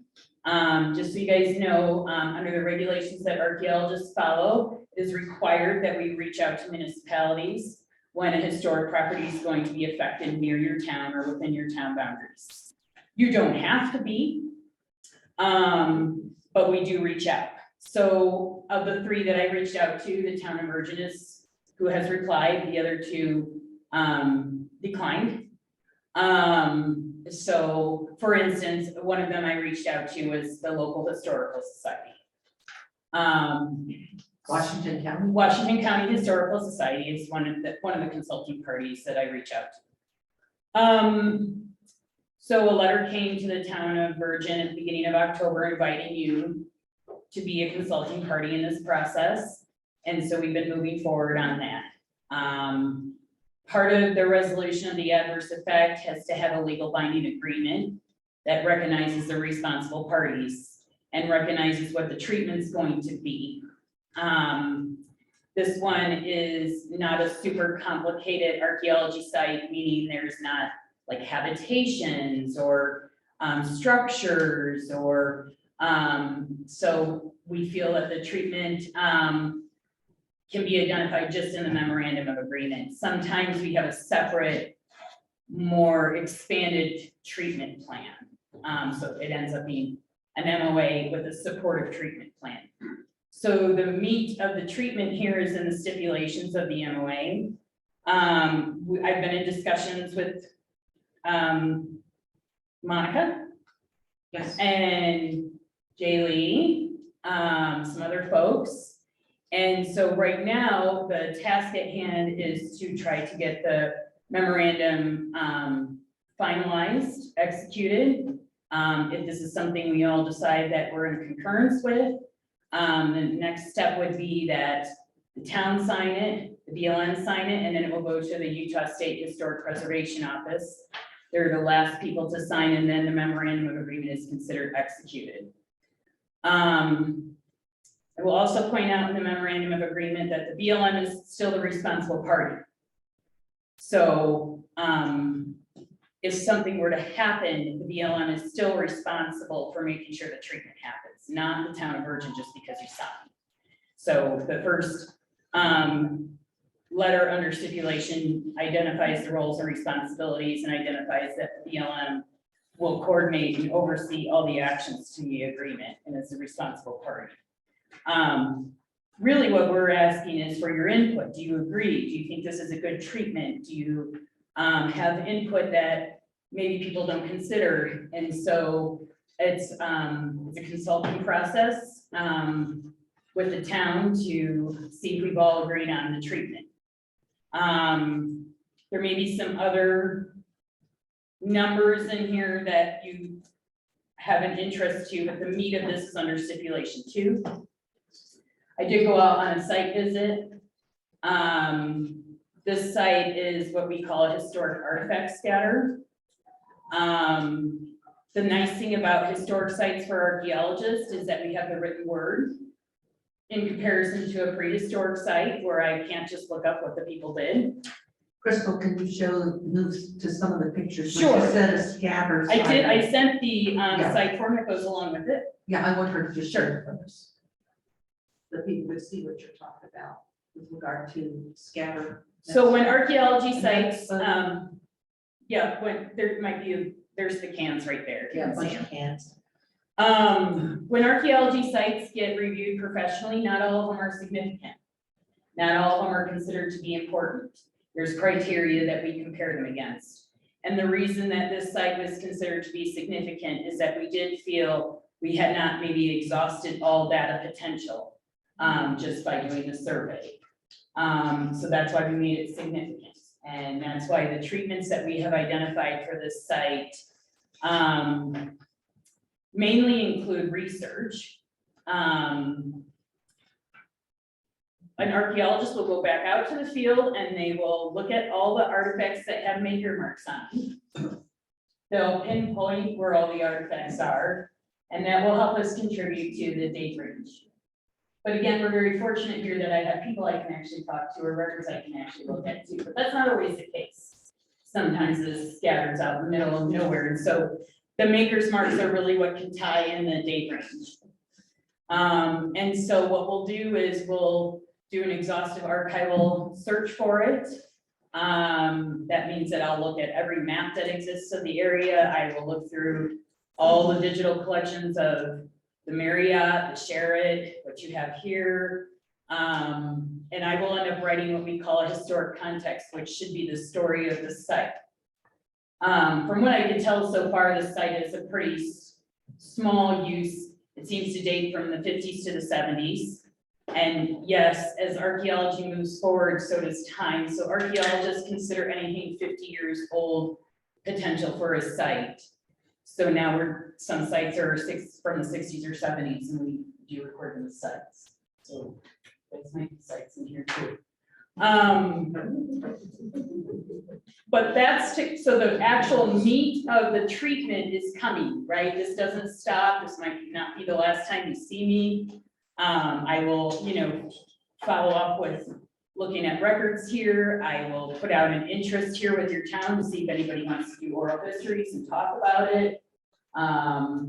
We will do audios of that. Again, you don't have to, but right now, my agenda on yours is just to try to get the agreement together so I can move forward with the treatment. And when I had mentioned this previously, I don't know if I've talked to you directly, Mayor, but the feedback I got was that you would like to bring this to council before you signed. So that's why I'm here. What else can I say while I'm up here? Well, what questions we might have might actually be for Sean. Right, that's why I brought her. I figured she's the popular one. Do you guys have any questions? I don't know how open the forum is for it. The only thing I was gonna ask you was to explain to everybody what makes the site historic according to your Right. definitions. So there are things about historic materials, particularly you guys walk around here, you see those milk cans that still have a solder dot. That technology stopped in the 50s and started in the teens. So when I walk and I see a milk can that has a solder dot, I know it's old.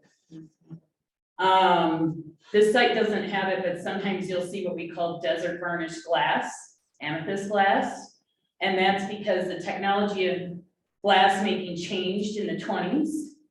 And I'm gonna say this backwards, but either previously it didn't have magnesium or then afterwards it had magnesium, but the difference is that that glass turns purple in the sun. So I can immediately say this is old glass. There's some other things out there that might even go into the 80s. But we just wanted to make sure this site got its due diligence. I felt that there are probably over 1,000 cans. The density of that makes me feel like maybe somebody should look at it a little more. What I've done so far does appear to be a residential, the science term we use is domestic refuse. It's a can dump. So, that's okay too, right? We decide research questions too. For instance, if this was something earlier, maybe we could tie it into oil history here or pioneer history. So that's what we do, is we develop a set of research questions, and usually the first one is, what's the date? What's the purpose?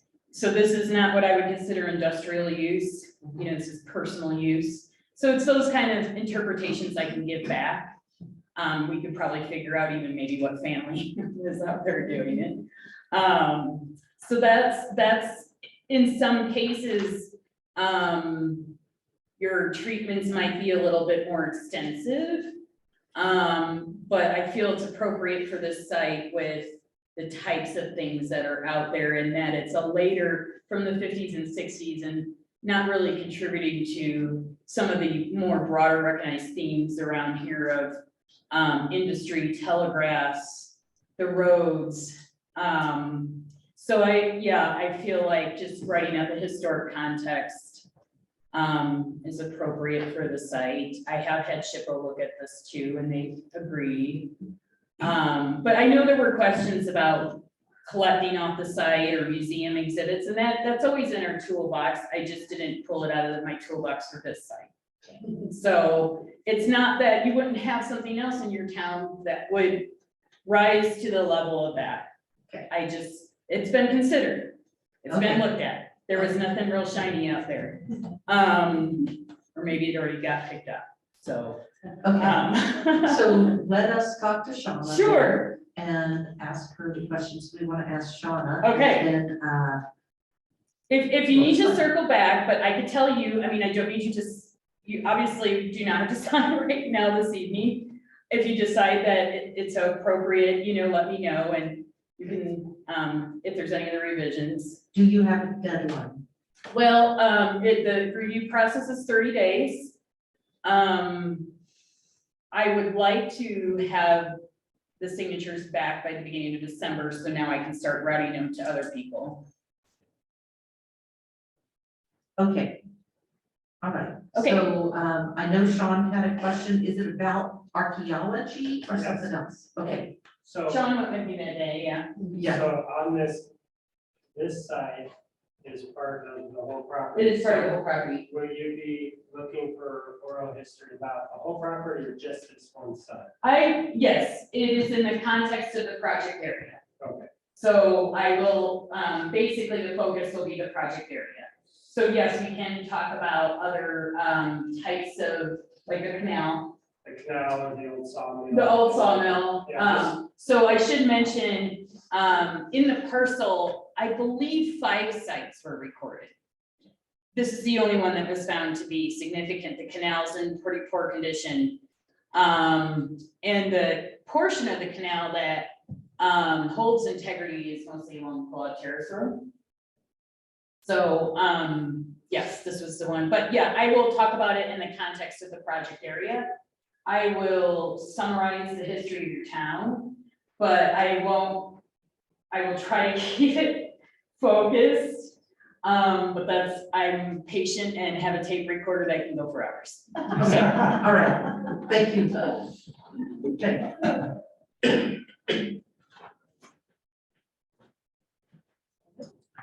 Hello.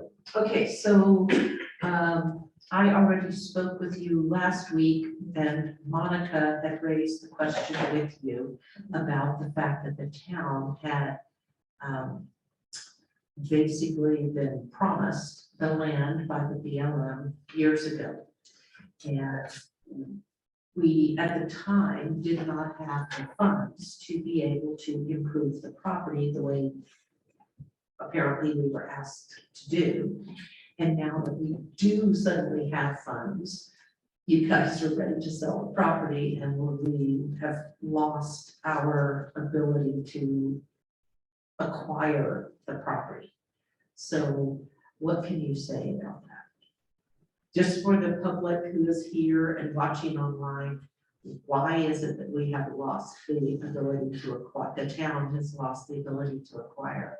Sure. So, I wasn't around when when promises. I was not either. Right. And I'm not sure that we can make promises to give land to people. So the history that I know is that prior to the land sale coming to fruition, the town approached the BLM with the proposal of a recreation public purposes lease. And they, I believe the BLM was going through the process of educating the town on how these could be attained, and then subsequently how the land could be patented to the town, which would then become town ownership for whatever purpose was applied for in the lease. So when the town, I believe, said, well, we don't have enough money to do that right now, then they sort of backed out of the RMPP lease process. But at that time, we also got a lot of interest from other entities about the parcel, since they found out that it was on the disposal list, available for disposal. And so our process is when we have multiple parties interested in a parcel available for disposal, it then kicks it into a competitive bid sale process. And so we did that process with the EA, and we had a public meeting here in this building a couple of years ago, and heard from members of the public and things. And so that's the process we're in now. Can you talk about It's like it over. Yeah. Is it working? Is it on? Am I hearing?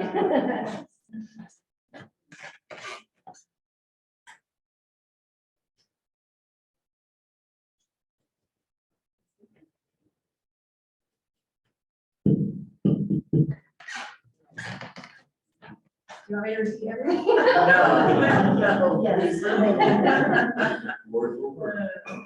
Okay.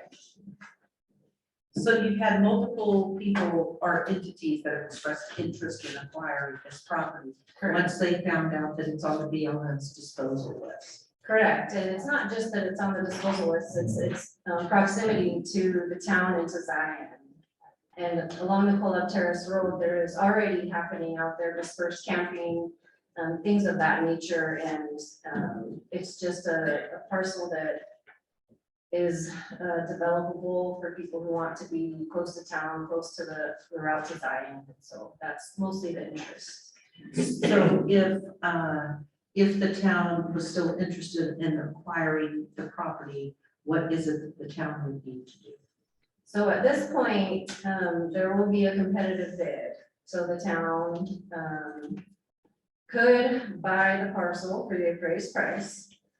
If the town is not prepared to buy the parcel for the appraised price, then say the sale does not go through, say nobody bids on it, and it's a no bid sale, which has happened many times before for parcels we've had. Then it would be up to management to see if they want to open it up for applications for other uses. So at that point, the town could submit an RMPP lease application and go through the process of that. And if the lease eventually was issued to the town, it would have to be developed in accordance with the lease before we would consider a patent, which would transfer the ownership to the city or the town of Virgin. Okay, the last time we talked, you were not comfortable, I guess is the word, or you did not know exactly what the appraisal price is. Can you tell us tonight, or can you not tell us? I don't believe I can tell you because it hasn't been publicly, we haven't gone through public notification for that yet. So what we're gonna do now is we publish what's called a notice of realty action in the Federal Register. And that is sort of the last public notification we do that tells everybody that we're planning on disposing of the land for the appraised value. And if you're interested, send us comments and we'll put you on a list. And so if you are on a list, then we will send specific directions for the sale 60 days before we plan on selling the parcel, and that will have the appraised value and the minimum bid will accept and all of the procedures for the sale. So at that time, that will be sent to all of the parties on the interested parties lists. Okay. Okay. Thank you. You're welcome.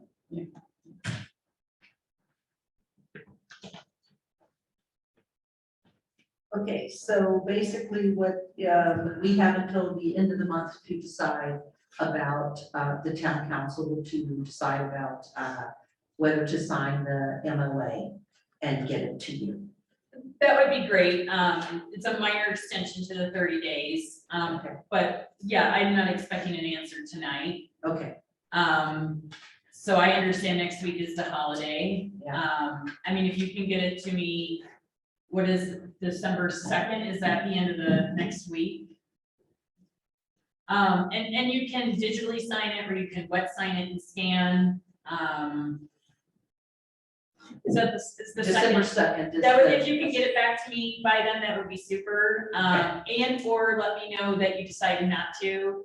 Either way, so I can Go figure out what my forward. next steps are. Okay, all right, we will get And on. please know that if you decide not to sign on to the MOA for whatever reason, I will still do all of this. Right, you're gonna go forward without us. And I will still even- talk to everyone and I will still, so if there's some hesitation, I will still, follow through with the appropriate treatment. All right. Yes, Did you say Jay Lee and some others went? Jay, yes, they needed to have someone go and do a site visit. And so I asked Jay Lee if he would go, because he happened to be in the office like the day after this letter came. And he came in to talk to me about whether or not we could acquire the right of way. And I said, amazingly enough, here's this letter. And so he knew all about what had happened there. And I said, well, I thought he would be a good one to go since he knew all about it. And Sean went with him. Ask them to maybe tell us what they found. Sure. Sure. So Jay or Sean, Jean is asking if you guys have any objection to come up here and give us a little quick reprise of what you found. We'll make it real quick, there's a bunch of old cans. Okay. So I don't see why we need to believe in this and forward. We motion to pass it. Except for public comment, yeah. I'm ready for a motion for public comment. Okay, all right, public comment before we continue on. Kent.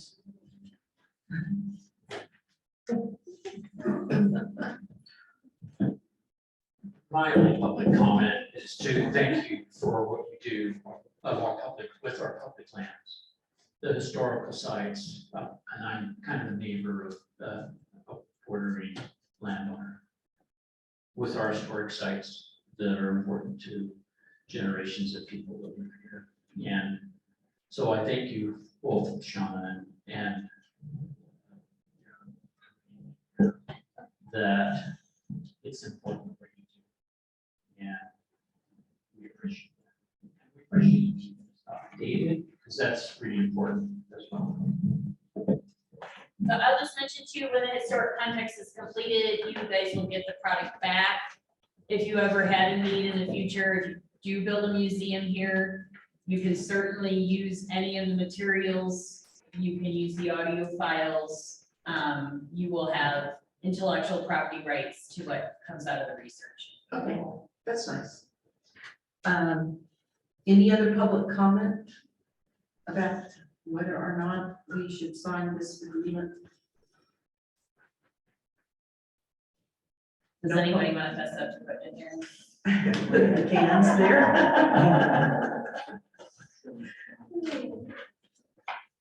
Jay might tell. I know, Jay knows, he's quiet. Okay, so, what do you think? I move for approval of the MOU between BLM, Utah State Historic Preservation Officer, and the invited signatures of the town of Virgin, and authorize the mayor to sign the MOU. I'll second.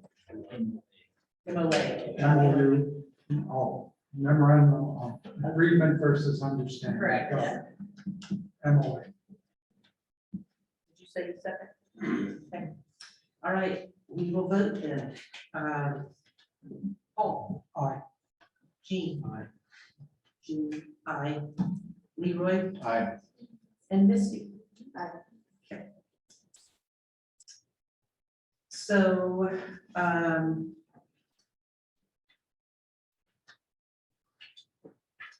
we will now move on to the next item on the agenda. What is today, the 16th?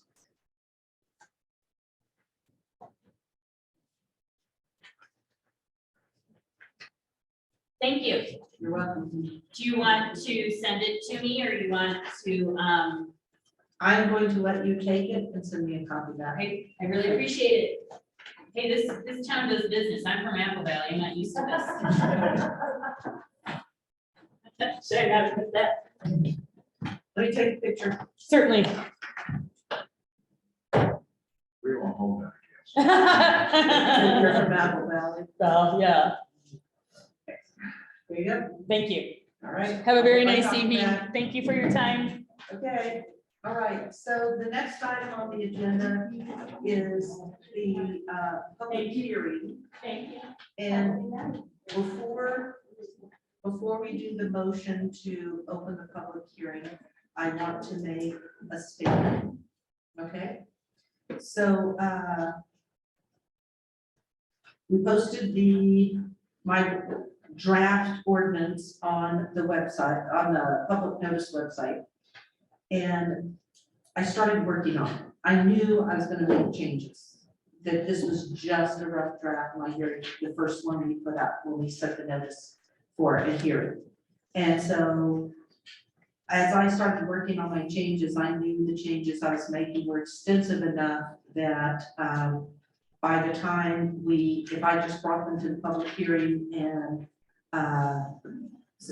and discussed, here's all my changes, that the changes were going to be so significant that it would need to be continued to another public hearing. So I went ahead and put on the public notice website the ordinance with my changes, totally knowing that this will get continued to another public hearing next month. So I want that known before we take any public comment that we'll be continuing that because of that reason. So that I don't have to hear from people saying you've made changes, like we know we made changes. That was the plan. And so we'll have another public hearing. So now I'll take the motion to open the public hearing. To closing the public meeting, not the public hearing. Motion to close the public meeting and open the public hearing. Second. All in favor? Well, no, let's, we're gonna do a roll call. So, Paul. Aye. Jean. Jean, aye. Aye. Misty. Aye. Okay. All right, public comment on the ordinance for giving overpayment of compensation to Virgin's elected and appointed officers for the 4-year period from July 2018 to June 2022 due to failure to amend compensation by ordinance and hold a properly noticed public hearing.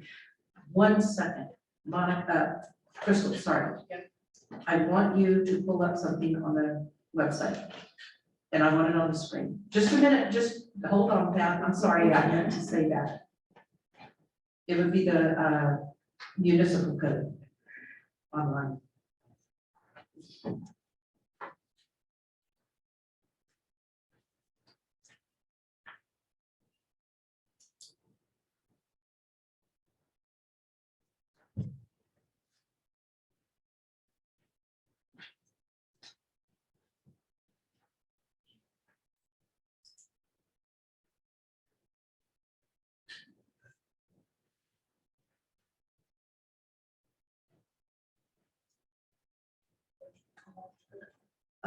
Municipal code.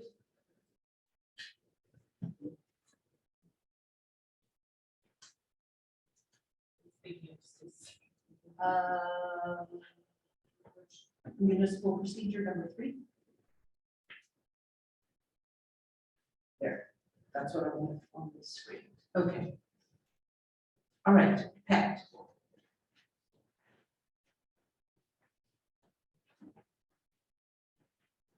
My name is Pat Alves. It's working. Okay, it's not working. No. Where is the I know you need to recorder? take mine, is the battery running out? Just take mine. Just give him this. Just give him that microphone.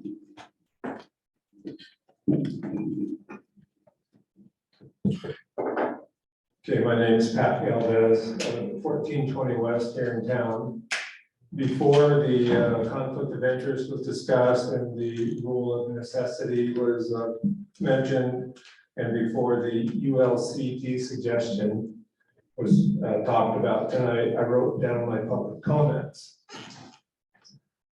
So the ordinance 2022-12 addresses forgiving compensation overpayment to elected and appointed officers from July of 18 to June of 22 due to failure to, 1, amend compensation by ordinance, which is a Utah code, section 10-3-818, parenthesis 1.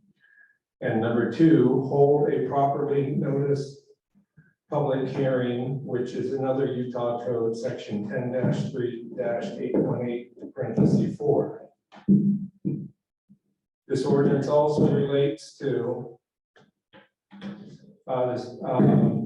over the same time frame, the failure of to properly amend elected officers' monthly compensation, written as this Virgin Municipal Code that Gene shows up here, 3.06.030. So these two Utah codes and this Virgin Code are laws, and they have been laws before and during this described 4-year period. My case is against this ordinance. This ordinance as written offers complete forgiveness for these failures for not following the laws by the previous mayor and the previous town council over 4 years of time.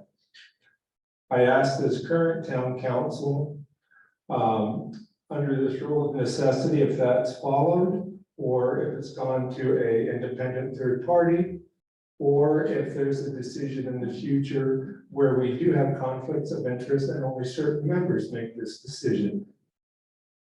I asked them not to approve this ordinance as written. Find another outcome. Make another ordinance that includes some level of accountability and rightfulness for the failures of the prior town council. Vote the ordinance down as it's written. Work to provide justice and not a quick forgiveness. Okay, this ordinance, I hope you will hold on this ordinance. I hope you will hold and support the laws of Utah and Virgin, as you did last month on October 26th, town council meeting. At that meeting, one item was a memorandum decision. It addressed an appeal of conditional use permits, specifically on the law VULU 16.04 parenthesis G parenthesis 7, which was the time requirements for appeals of level 2 CUP.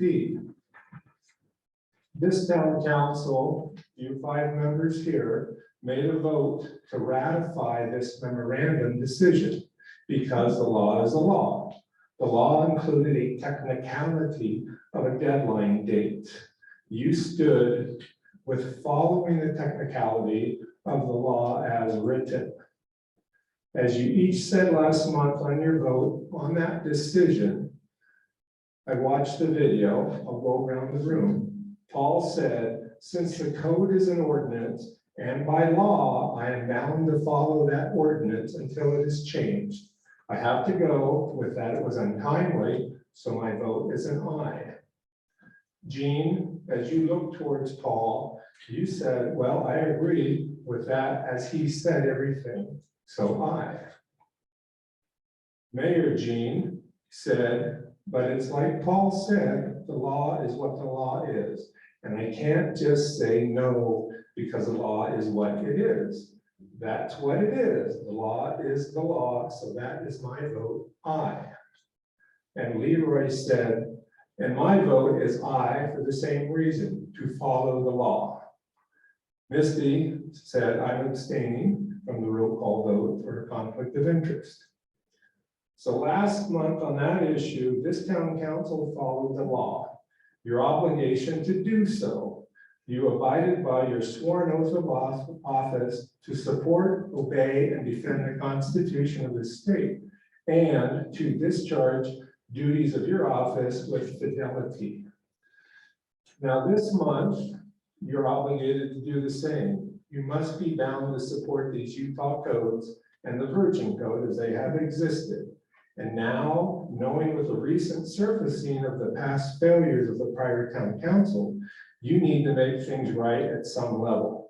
Complete forgiveness on this matter is not sufficient, nor does it meet these three laws. Again, vote the ordinance down, work to provide justice and not a quick forgiveness. It will be difficult and require valuable time, but see it as a fair resolution, but see if a fair resolution can be found to satisfy the state auditor as well as citizens of Virgin. Okay, I have to communicate why I have this view against a full forgiveness ordinance. From my contact with the town government the past several years, there have been many issues questioned by citizens.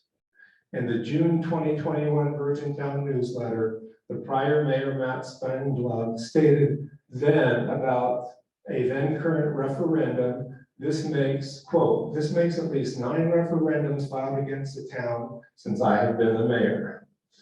From the final minutes of the Virgin Town Council meeting, August 24th of this year, a prior town council member, Jay Lee, said that on the discussion of the lighting resolution, quote, when it comes to everybody's wants this or that, we're a republic, we're governed by laws. There's only one time when majority rules, and that's at election time. I equate Mr. Lee's statement to mean public input at a town meeting is not wanted by prior council members, since those meetings are not election time. Furthermore, I equate that a council member holding that perspective is not representing the general population in principle.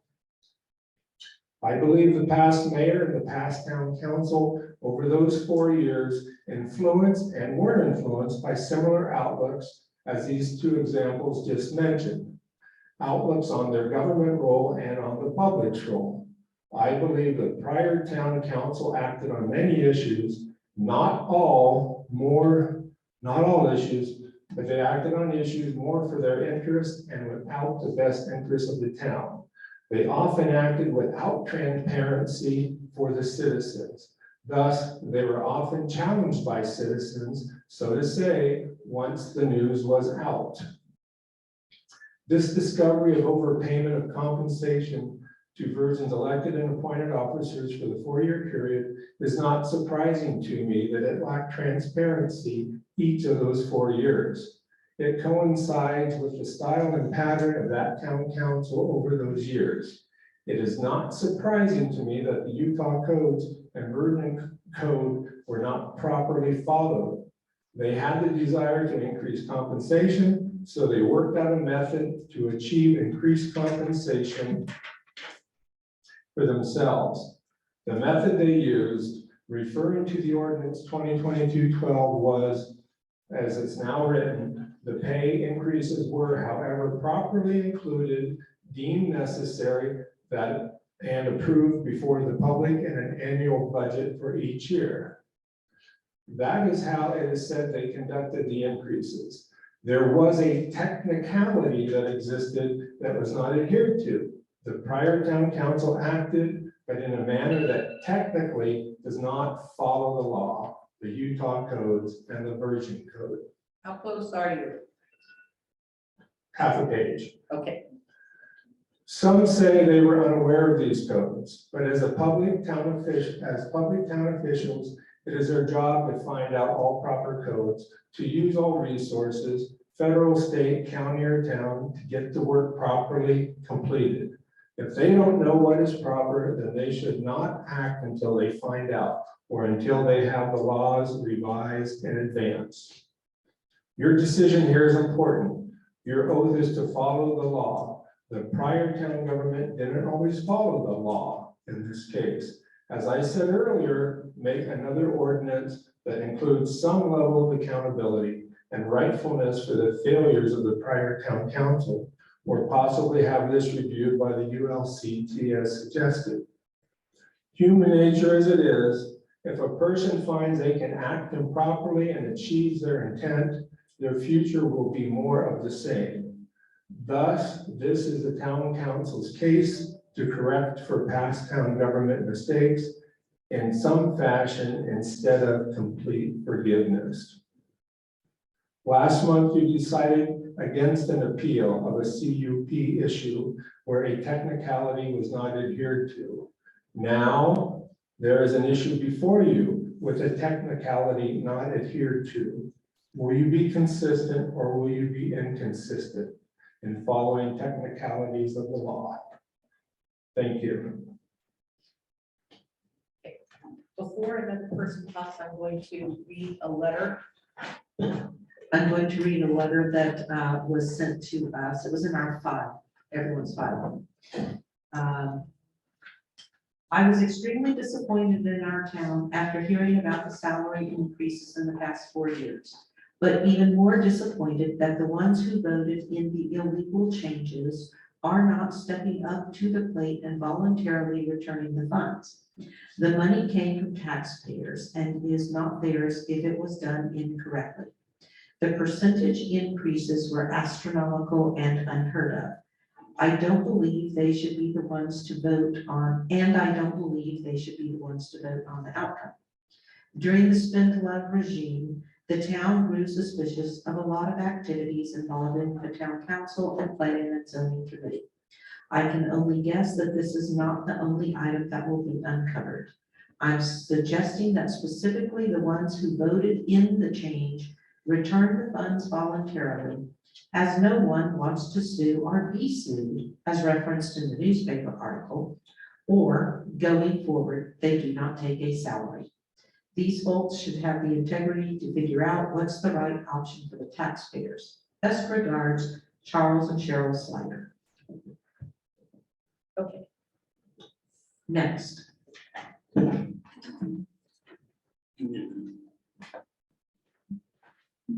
Bob Kelly, President. I've been watching stuff going on about this issue in print and in person conversations for almost 2 weeks. I got close to it. We're using the wrong words. We're saying forgiveness and there has been no crime or sin. We're saying overpayment when it was really a cessation of horribly underpayment. Somebody said $1,000 a month is just ridiculously high. I confirmed a 20-hour-a-week job doesn't get the mayor's work done. But let's use that number, $1,000.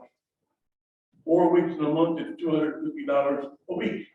20 hours, that's $11.50 an hour. You can make $14 an hour at Walmart. Pushing them up. McDonald's, flipping burgers. It's not about what people are saying. And these words that are being used are perfectly normal and wrong. Where is the crime that needs to be forgiven? What person or group of persons was injured and how was the injury measured? What we have here going on is people piling on to somebody else because of something they read or were told. And I've got a sample here and it's very incorrect, very slanted, and probably slanderous, but we can't afford to pay the legal fees to win a court case.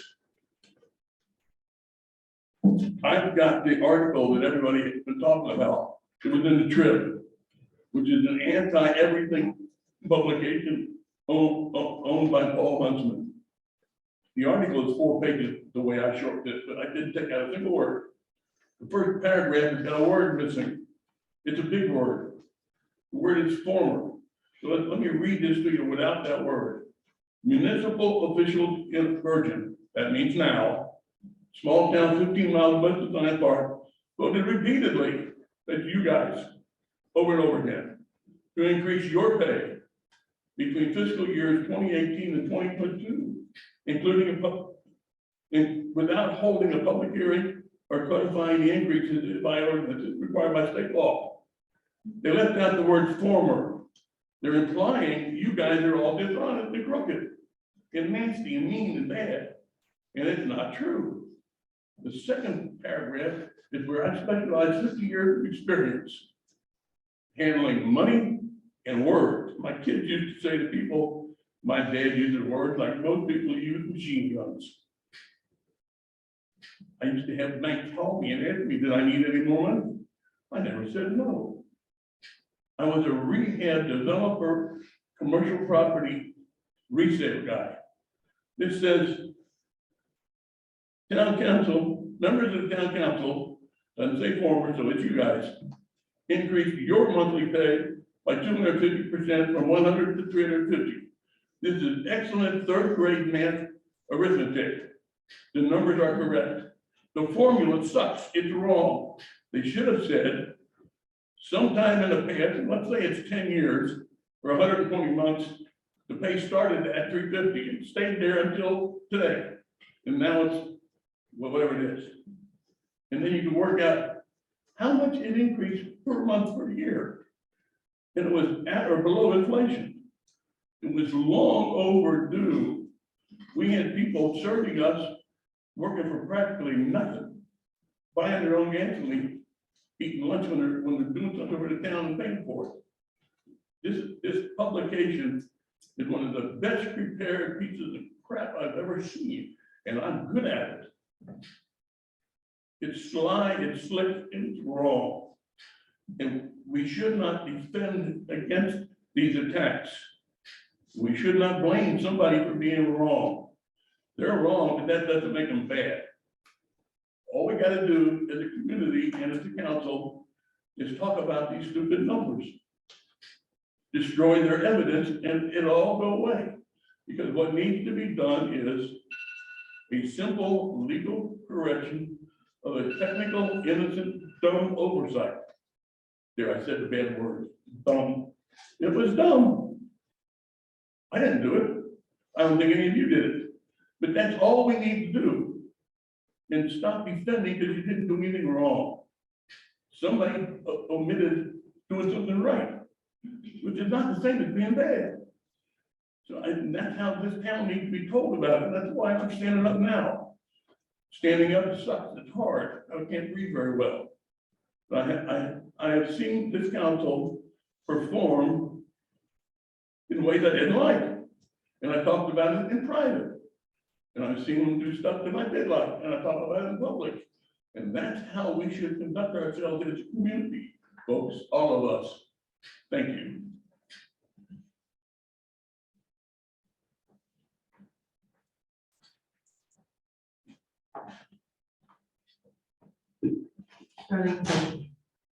So I hear what Mr. Kelly has said, and I heard what Mr. Galvez has said. And I understand some of both. I know that if I speak and I claim I didn't see the traffic sign, I still broke the law. And even though it's a technicality, not having a public hearing and vote is similar to not seeing the speeding sign. And while I feel that that can't just be ignored, I also hear what Mr. Kelly is saying. And how can we use this? I challenge my elected officials because no one's above this law. How can we use this as an opportunity to acknowledge a mistake, if not wrongdoing, just like me going, not being aware enough of that road I'm on, and still respect the law. And everybody is equal under that, and that's the big challenge, but I hope you take it on.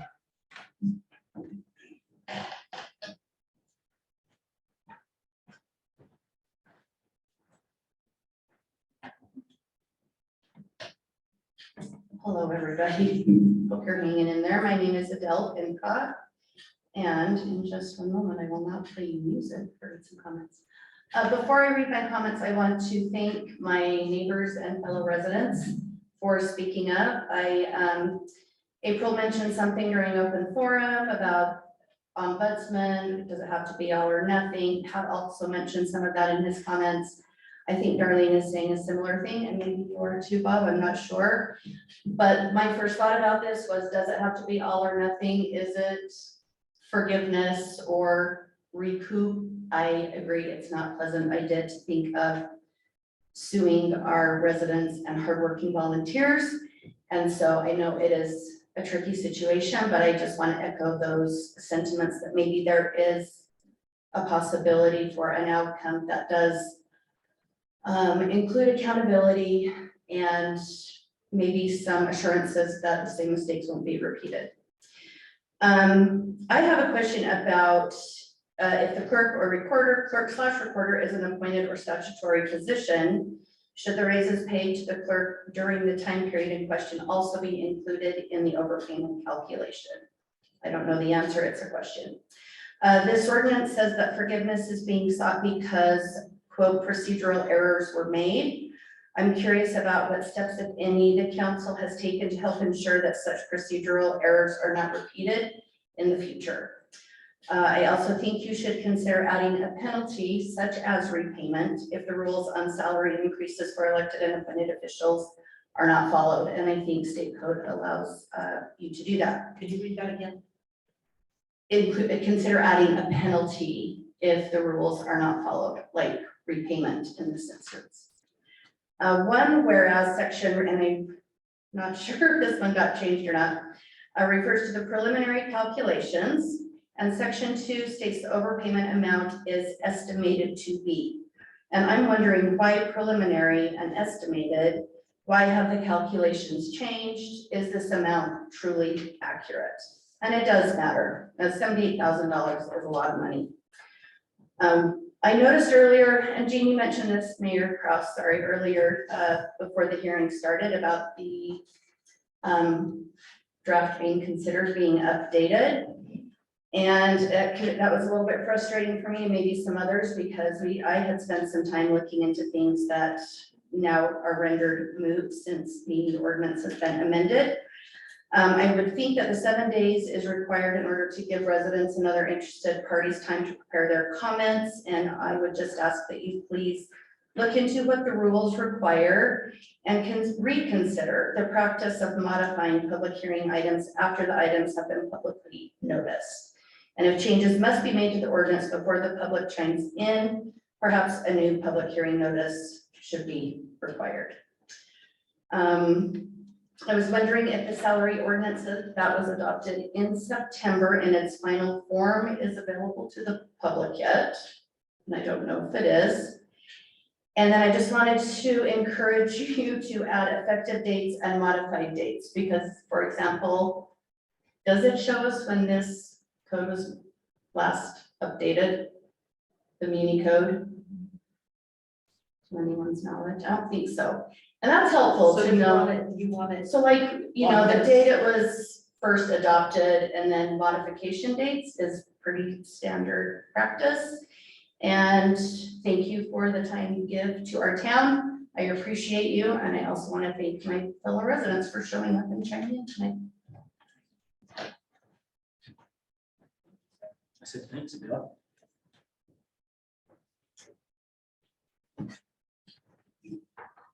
Ken Peterson. You each mentioned at the beginning of the meeting today that you had a conflict of interest on the subject, rightfully so. I would too if I sat in your positions. And I think we all understand that. You also decided that you were the only body that could make a decision as to what to do. And if it's right that there's a state body that can come in and act as an intermediary to look at a situation, it doesn't seem right to me that you would have to make a judgment of, well, there needs to be justice to the taxpayer. Or there doesn't, or that we need to just forgive it, and that's the quick and easy way for everybody to be happy and not to continue to have animosity and other things. But I believe there is, and I'm not sure, I don't know this,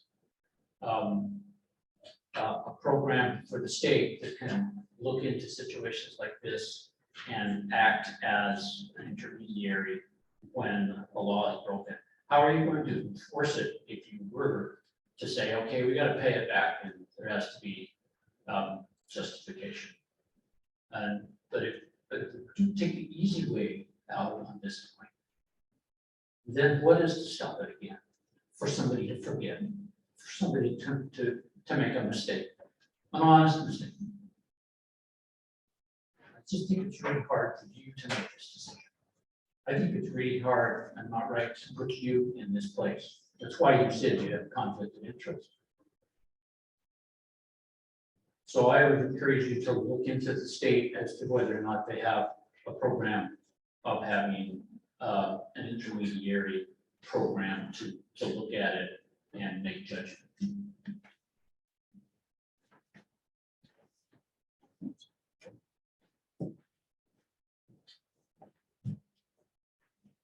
Okay, Sean Emmett, I want to thank the council for looking to rectify this issue. There's a couple of things I want to share. There's not the whole story's been brought out. Even if you did read the Tribune, that was they missed some nuanced points. Unfortunately, driving a lot of the town through the mud. And it was unfortunate. The part of the story that you didn't hear was that this was addressed many times, because me personally had asked about, is there a need for ordinance? Is there a need for a public hearing on this? And it was told many times by previous town staff that was, and accountants, that was not the case, as long as it was done with the public hearing along with the budget. That was the understanding that we had heard over and over again, every time there was any kind of increase. Me personally, I didn't like that, so I've over that time, have taken my money, put it in my own account to then distribute charitably, buying things for other people. So if there was any need for, gathering that money back and repaying, I would have a problem with that. And I know Jay Lee personally has not taken any money that he ever received, went directly into the BMX fund every single time, because he's passionate about serving the town. I personally am against receiving anything for the town. I think it should be a service. And if we're willing to put it at zero for everybody, I'm 100% for that. But if it comes, I'm going to use it in my best interest to serve others in other ways. And if that's against the law, I'm sorry. Also, there is a means to rectify this. The state auditor has said that this particular ordinance, the way you guys would do this, would satisfy the law. So are we not following the law by passing this ordinance the way it is? So, thank you.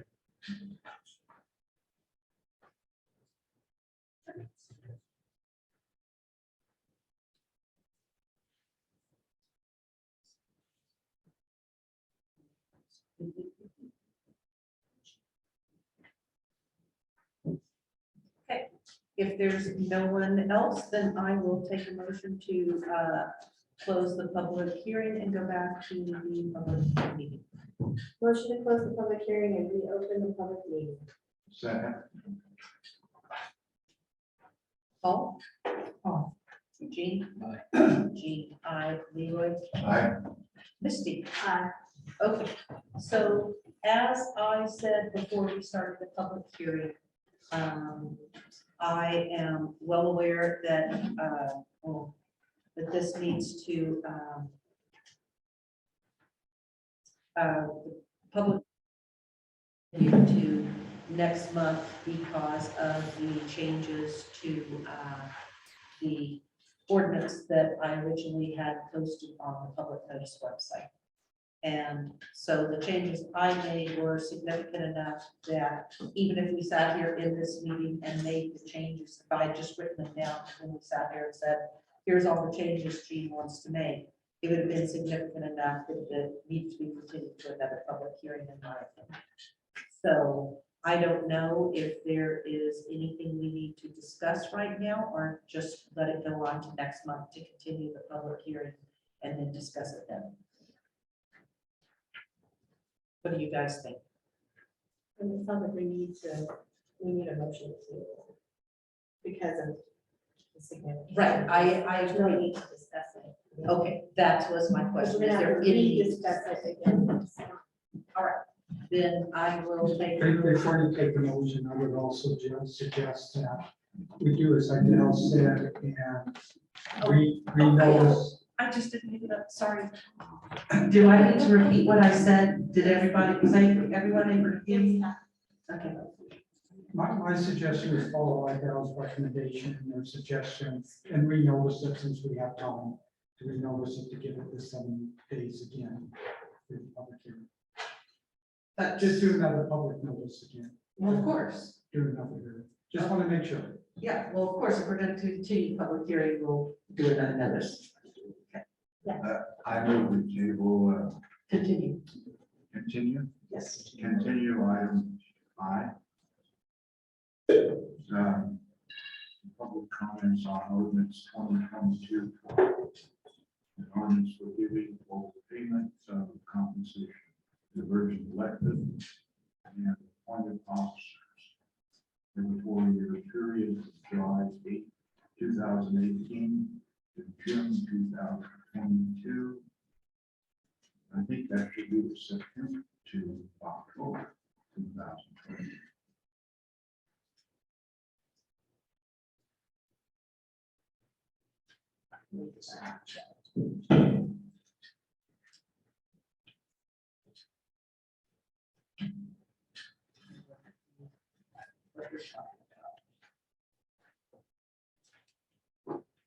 No. Well, I suppose, but we tried in July. We had it on the agenda in July. No, that's just July 2022. We had it on the agenda in July, but it wasn't set for a public hearing, so we had to continue it to August so we could set a public hearing. And then it didn't take place in August because the lighting issue took the whole meeting. And then it got continued to September, at which we But did the public we hearing. still continue to pay that amount. Yes, So I yes. think we should go. To at least September. All right, I will consider that one. Okay, but in either event, we are making a motion to continue. So is there a second? Second. All in favor? No, let's do a roll call vote. Paul? Aye.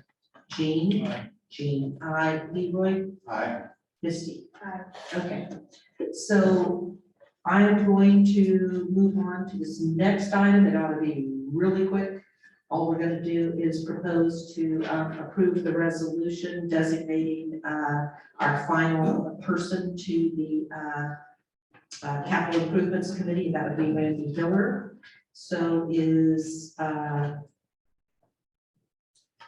if there is no objection to this, because I did tell everyone ahead of time that Randy Hiller was who I was proposing, that if there is no objection, then I will take a motion to approve the resolution.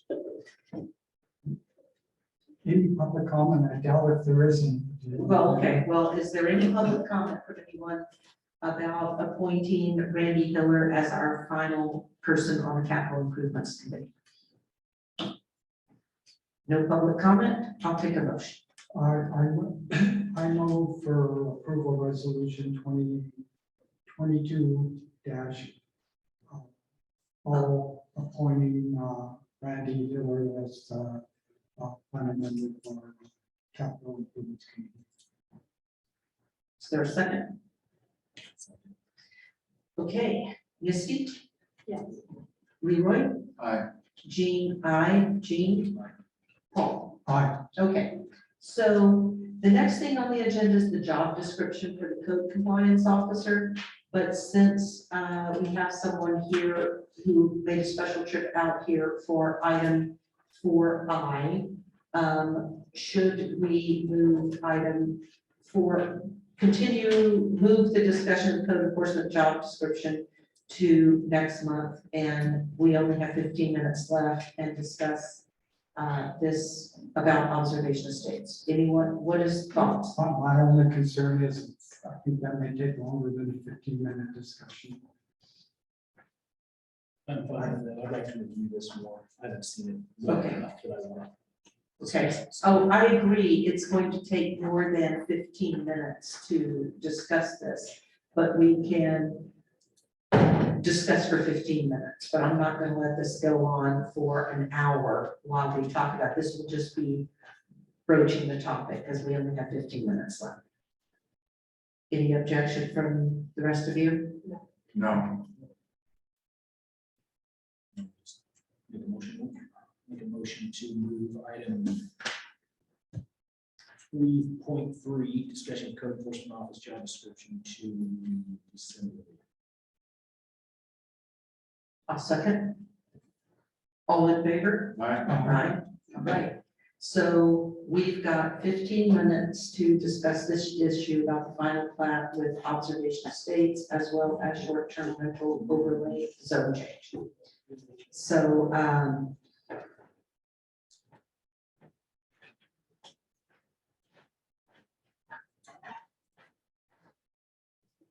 all right.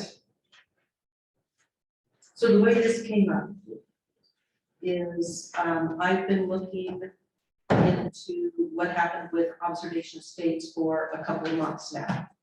And then I received a building permit application to build a house on over there at the observation estates. And so I checked with our attorney about the issues I had seen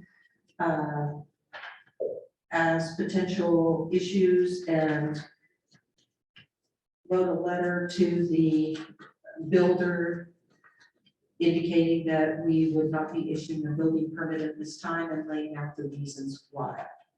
And I think you told me you had not seen a copy of the letter, correct? I got an email for You got it now? you. Just recently. Okay. So, because I was gonna give you my copy if you still need it. Okay, so you have it now.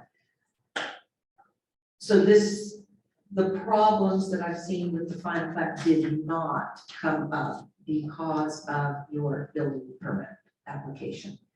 I was already looking into this for at least a month before the building permit application came in. So I just want you to know it's not you that brought this up. Just so we're clear. So I have gone through, have you put that up, Crystal, the stuff about observation? Yeah. So I wanted everyone to know what observation estates is, so you would know which piece of property we are discussing.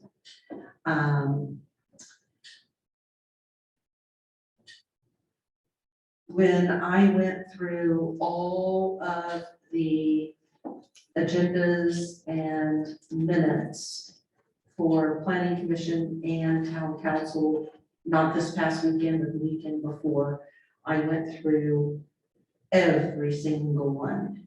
And there was, at no time did the final plat or observation estates, was it ever on an agenda? It's in no minutes. It was not ever approved by the town council, nor was it approved by the planning commission. The preliminary plat was approved in January 2020. And then the second page, please.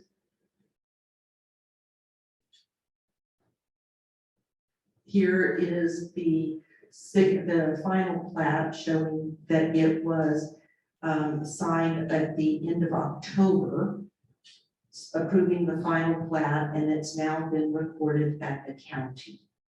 And meanwhile, I find no evidence that the final plat was ever approved by planning commission, recommended by planning commission, or approved by the town council.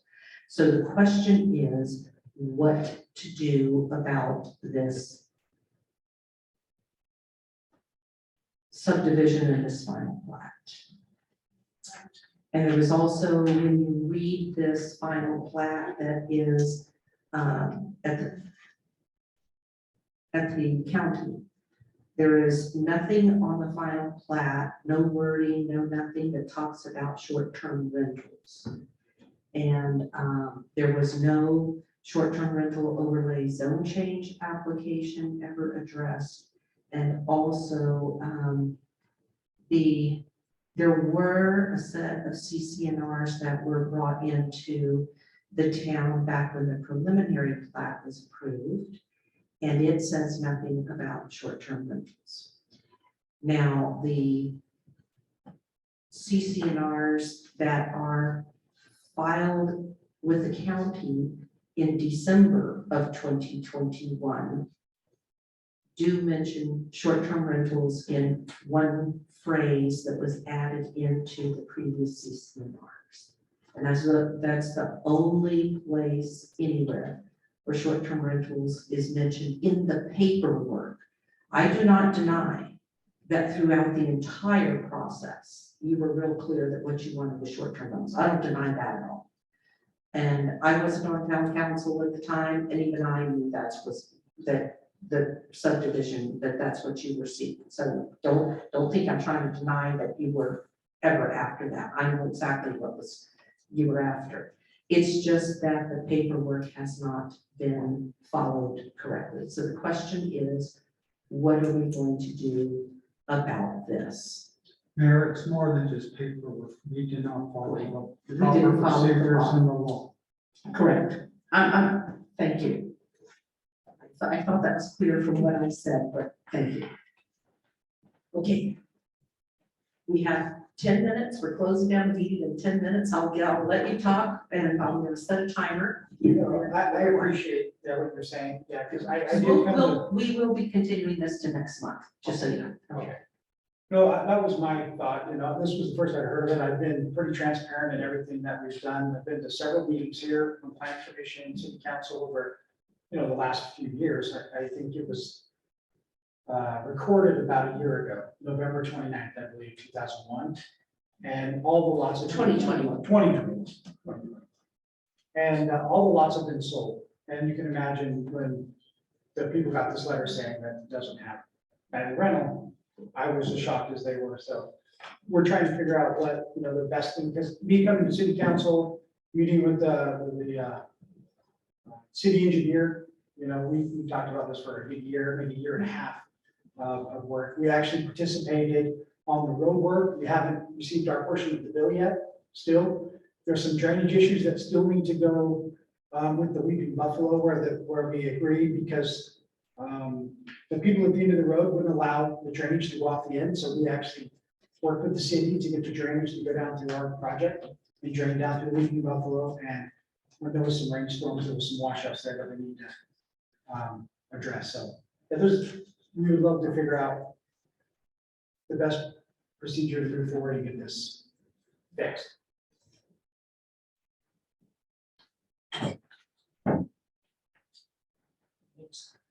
Thank you. Thank you. Thank you for sitting through this. long meeting. I know. It shows education. So discussion, I have this on the agenda purely for a discussion item. We're not voting on anything. We can discuss for the next 7 minutes. And you asked me if the meeting was going to end early, and it doesn't. Well, it may, because I don't know if we have all the facts. My question, and I think what the public is going to want to know, is what happened and why. Okay. And I don't know if we're there yet or not. I think it's pretty simple. It's the same exact thing that happened with the subdivision that's right next to your house. Everybody, including our mayor, including our town attorney and our clerk, past clerk, and the council at the time, and the commission, all thought that this was a zone overlay, not a zone designation. And so the meetings were held, he did his public. I know that you're not finding the record, but if you go back and find those recordings, you'll see that he spoke in commission. And he presented his stuff in commission, went through the whole process, the same with council. But we didn't follow our ordinances because we didn't understand it clearly, including the attorney who wrote the thing. When I talked to him about the one next to the mayor, he thought it was a zone designation, or a zone overlay, not a zone overlay, a zone designation, not a zone overlay. And when I showed him where it said that in the ordinance, which none of us had seen, he said, his words, "Oh crap." So I think this is the same kind of thing as that last one. I think we need to just go through the process. He can come back into the commission, present his stuff, and get the overlay zone designation through the process. It's a little more than the zone overlay. And what we're dealing with is a final plat that was never presented to the town council or to the planning commission. And how did that get signed and submitted to the reporter? There was a lot of steps in this that concerns me. Awesome. But you're seeing the signatures of the people who signed it. I think the question is for them, not for us. The people that signed that plat obviously approved it, and I know that it was brought before the commission and council, and I can't tell you anything more about it because I don't deal with the subdivisions other than to assist them with their paperwork. So I don't know the answer either on that, but I do know that it was publicly known what he was doing. Nobody in town, either in the commission or the council, had any ambiguity on that, including people living on that street. Heck, we put in an entire new street and drainage system based on that whole deal. That whole deal was wrong. Now, if we need to go back and do public hearings, fine, let's go back and do public hearings. I'm not against following the law. I'm not trying to say that, but I'm saying we don't need to embroil the town in a lawsuit because of a technicality in the way that things were done that everybody missed. And it seems like we are helping it as a council right now, bringing up stuff in the past, trying to dig it up and make everybody like face the music for something that was a mistake in the past. This was a mistake, clearly, just like the one that we just did for this subdivision next to the mayor. I think we need to rectify the situation and expedite it and bring it before the public and let them know this is what we're doing and they can make a decision. This doesn't need to be drugged through the mud for ages. It's very simple. He was doing this. If we didn't do it right, let's go back and do it right now. And he's willing to do that, as are all the members of that. Yes, we need to work with the applicant to get a remedy involved. We do need to do that. But there is a concern that we marshaled through a final plat, that we said this is the final plat, and it wasn't, and it's never gone through a public hearing. And that's a concern. I can't speak to that. But Yeah, and I know you just mentioned that you're not involved in that process, but I think there's a lot more to this than it's just a simple mistake. But we need to figure out, and I agree with you, we need to figure out how do we solve this, because we have a final plat. We have something, a document filed at the county clerk and recorder's office saying that this is final plat that's been passed by the town council, which it hasn't. And so we need to figure out the proper solution, because everybody's now based their decision on that document that was falsely filed. I think we need to go back and listen to the meeting before we say that that was not properly done. I'm sorry, but there's meeting recordings that are out there to be listened to. And I think we need to listen to them before we go say. Well, that's the issue. I'm not involved in that. And But I'm my saying- understanding is the mayor investigated She that, investigated. and she can't find any meeting notice of a phone call. So what I did, No, it's not meeting recordings. I did not listen to the recordings. I agree. I went through and I spent untold number of hours on the public notice website because I didn't trust what was in the books in the office. And I went purely by the public notice website and read every single document on that public notice website 4 years. All the town council meetings, all the planning commission meetings, the agendas, the documents, the minutes, I did it all. And there is nothing there anywhere indicating that a final plat ever came for approval. The preliminary plat was there, the preliminary plat approval with the public hearing and all that's there. But there was nothing after that. So the question then is, does that exist? And is this a screw up on the part of the pre-existing clerk that didn't get it filed properly? Or is this it's missed entirely? Because I think if you go back and listen to the actual recordings, you're gonna find. Okay, well, that it was done. I did what I consider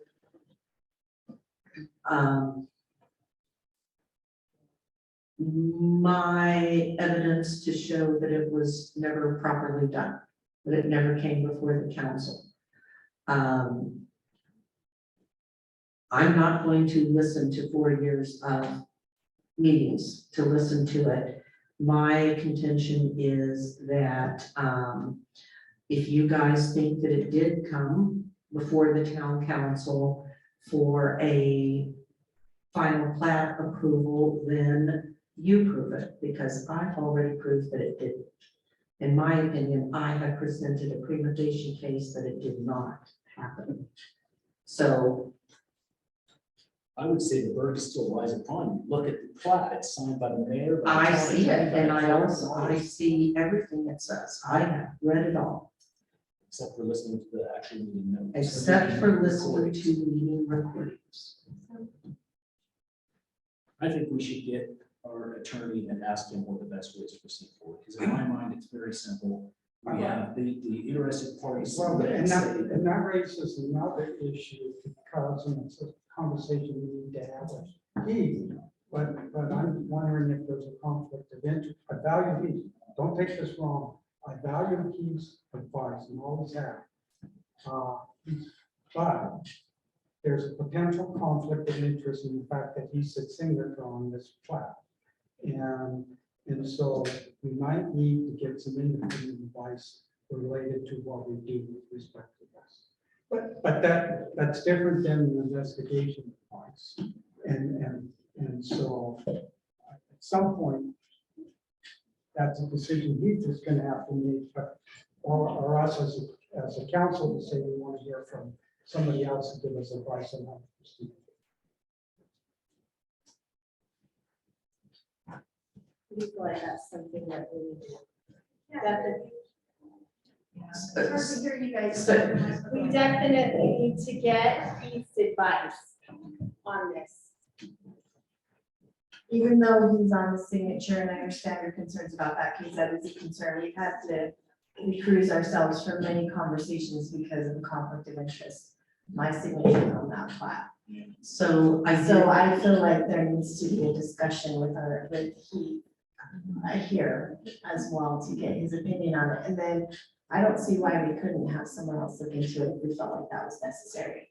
Yeah, I was hoping Heath would be here tonight because this was on the agenda, and unfortunately, this is why he suggested that we consider changing the date of our meetings. Correct. Because he's not here because it conflicted with a meeting. We moved our meeting.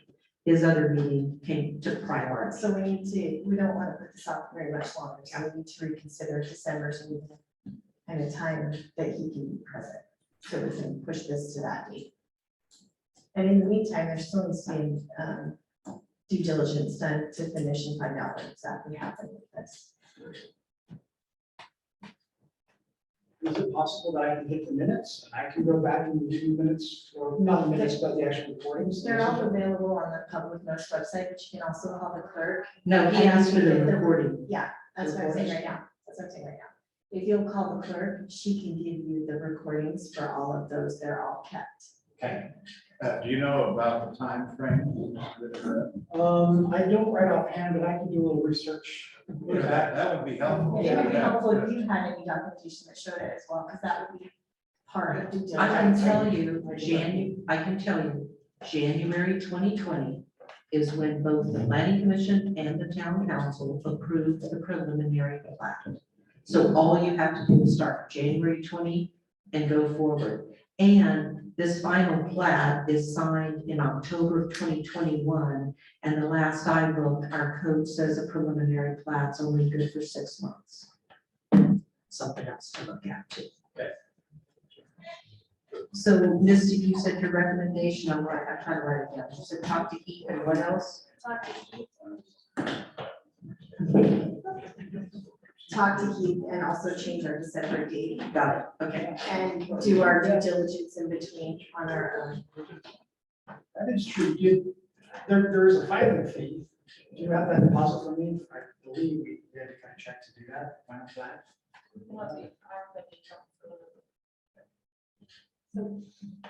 And I did have to go to Heath's office. I went to Heath's office to meet with him about the final plat too, for his signature.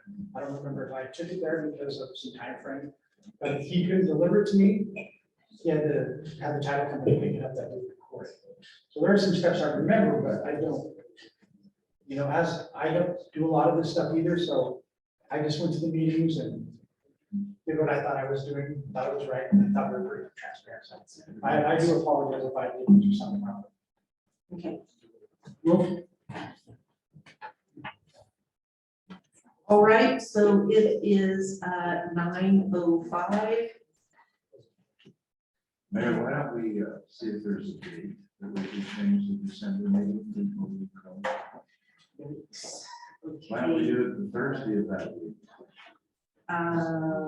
Or Tuesdays even. Or If we keep the meeting that same week, then I can do the meeting. If we try to move it the week before I'm out of town, we will not. We could do it the same week, just not Wednesday when Pete has. Oh, wait. I'm sorry, we have it on the calendar as December 21st. No, we have on Congress, December 14th. Okay, I put it on my personal calendar as the 21st. No, it's the 14th, okay. If we do it the week before, I'm out of town, I can't do it, but if we do it one day that same week, Yeah, that's what then I I was can do suggesting. it, yeah. Are you saying the 15th is already been scheduled and the 12th is the planning of zoning, so. 12th is planning and zoning, 2 days before our town council meeting. Well, that leaves the 13th then. Or the 16th, either the Friday the 16th or Tuesday the 13th. Maybe Monday the 19th, or are you out? Are you gone? No, I will be here Monday the 19th. I will not be leaving for Christmas until closer to New Year. If it's remaining, evening, I can't do the test. Yeah. Is there a conflict with the 19th with any other council people? And Heath, we need to check with Heath as well. Yeah, we just need to check with Heath, but otherwise I'm good for the 19th. Okay, so we'll just check with Heath tomorrow and see if December 19th will work. That's better anyway, it moves it away from the council. Planning commission, yes, too close. Okay, all right, so I will take a motion to adjourn. Motion to adjourn. All in favor? Aye. Aye.